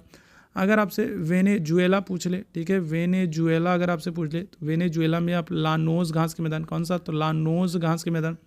अगर आपसे अर्जेंटीना पूछ ले, अर्जेंटीना पूछ ले तो अर्जेंटीना में आप क्या करोगे? तो पंपास घास के मैदान, ठीक है। अगर आपसे यूरोप पूछ ले तो यूरोप में आप क्या करोगे? तो यूरोप में आप स्टेपीज घास के मैदान। कौन से? स्टेपीज घास के मैदान, ठीक है। इसके अलावा अगर हम लोग बात कर लें आपसे दक्षिण अफ्रीका अगर आपसे पूछ ले साउथ अफ्रीका अगर आपसे पूछ ले तो साउथ अफ्रीका में आप क्या करोगे, तो साउथ अफ्रीका में आप करोगे वेल्ड घास के मैदान, ठीक है, कौन से, वेल्ड घास के मैदान। ऑस्ट्रेलिया में आपसे पूछ ले तो ऑस्ट्रेलिया में आप आंसर करेंगे कौन सा, तो ऑस्ट्रेलिया में डाउन्स घास के मैदान, ठीक है, कौन से, डाउन्स घास के मैदान। न्यूजीलैंड में अगर आपसे पूछ ले तो न्यूजीलैंड में आप क्या करिएगा, तो न्यूजीलैंड में आप कहेंगे कैंटबरी घास का मैदान, ठीक है, कौन सा, तो कैंटबरी घास का मैदान। सवाना घास का मैदान आपको कहाँ पर, तो ये मध्य अफ्रीका में आपको मिलेगा, ठीक है, मध्य अफ्रीका, पूर्वी अफ्रीका में आपको सवाना घास का मैदान मिलेगा। ऑप्शन संख्या सी बिल्कुल करेक्ट हो जाएगा। आगे बढ़िएगा, निम्नलिखित में से कौन सा सही सुमेलित नहीं है। एक तरफ आपको क्या किया, नहीं बताना है कौन सा घास का मैदान सही सुमेलित नहीं है। एक तरफ आपको घास के मैदान है और दूसरी तरफ आपको स्थल दिया गया, बताइएगा क्या हो जाएगा। अभी मैंने आप लोगों को आंसर किया है, अभी मैंने आप लोगों को इस प्रश्न का आंसर बताया, क्या हो जाएगा, तो डाउन्स घास के मैदान, तो ऑस्ट्रेलिया बिल्कुल एकदम करेक्ट है। पंपास घास के मैदान की अगर हम लोग बात करेंगे तो पंपास घास का मैदान क्या हो जाएगा, तो पंपास घास का मैदान ये आपको अर्जेंटीना में देखने को मिलेगा। प्रेयरी घास के मैदान की अगर हम लोग बात करेंगे तो प्रेयरी घास का मैदान जो है ये क्या हो जाएगा, तो ये आपको अमेरिका में देखने को मिलेगा। लेकिन स्टेपीज घास का मैदान ये आपको भारत में नहीं बल्कि कहाँ पर, बल्कि यूरोप में आपको देखने को मिलेगा, ठीक है, कहाँ पर, तो यूरोप में देखने को मिलेगा। आगे बढ़ेंगे, विश्व का सबसे बड़ा प्रायद्वीप कौन सा है, विश्व का सबसे बड़ा प्रायद्वीप, सबसे बड़ा प्रायद्वीप आपसे पूछ रहा है, तो ग्रीनलैंड होगा, भारत होगा या फिर इंडोनेशिया हो जाएगा। विश्व का सबसे बड़ा प्रायद्वीप कौन सा है, तो ये हो जाएगा ग्रीनलैंड, ठीक है, ग्रीनलैंड।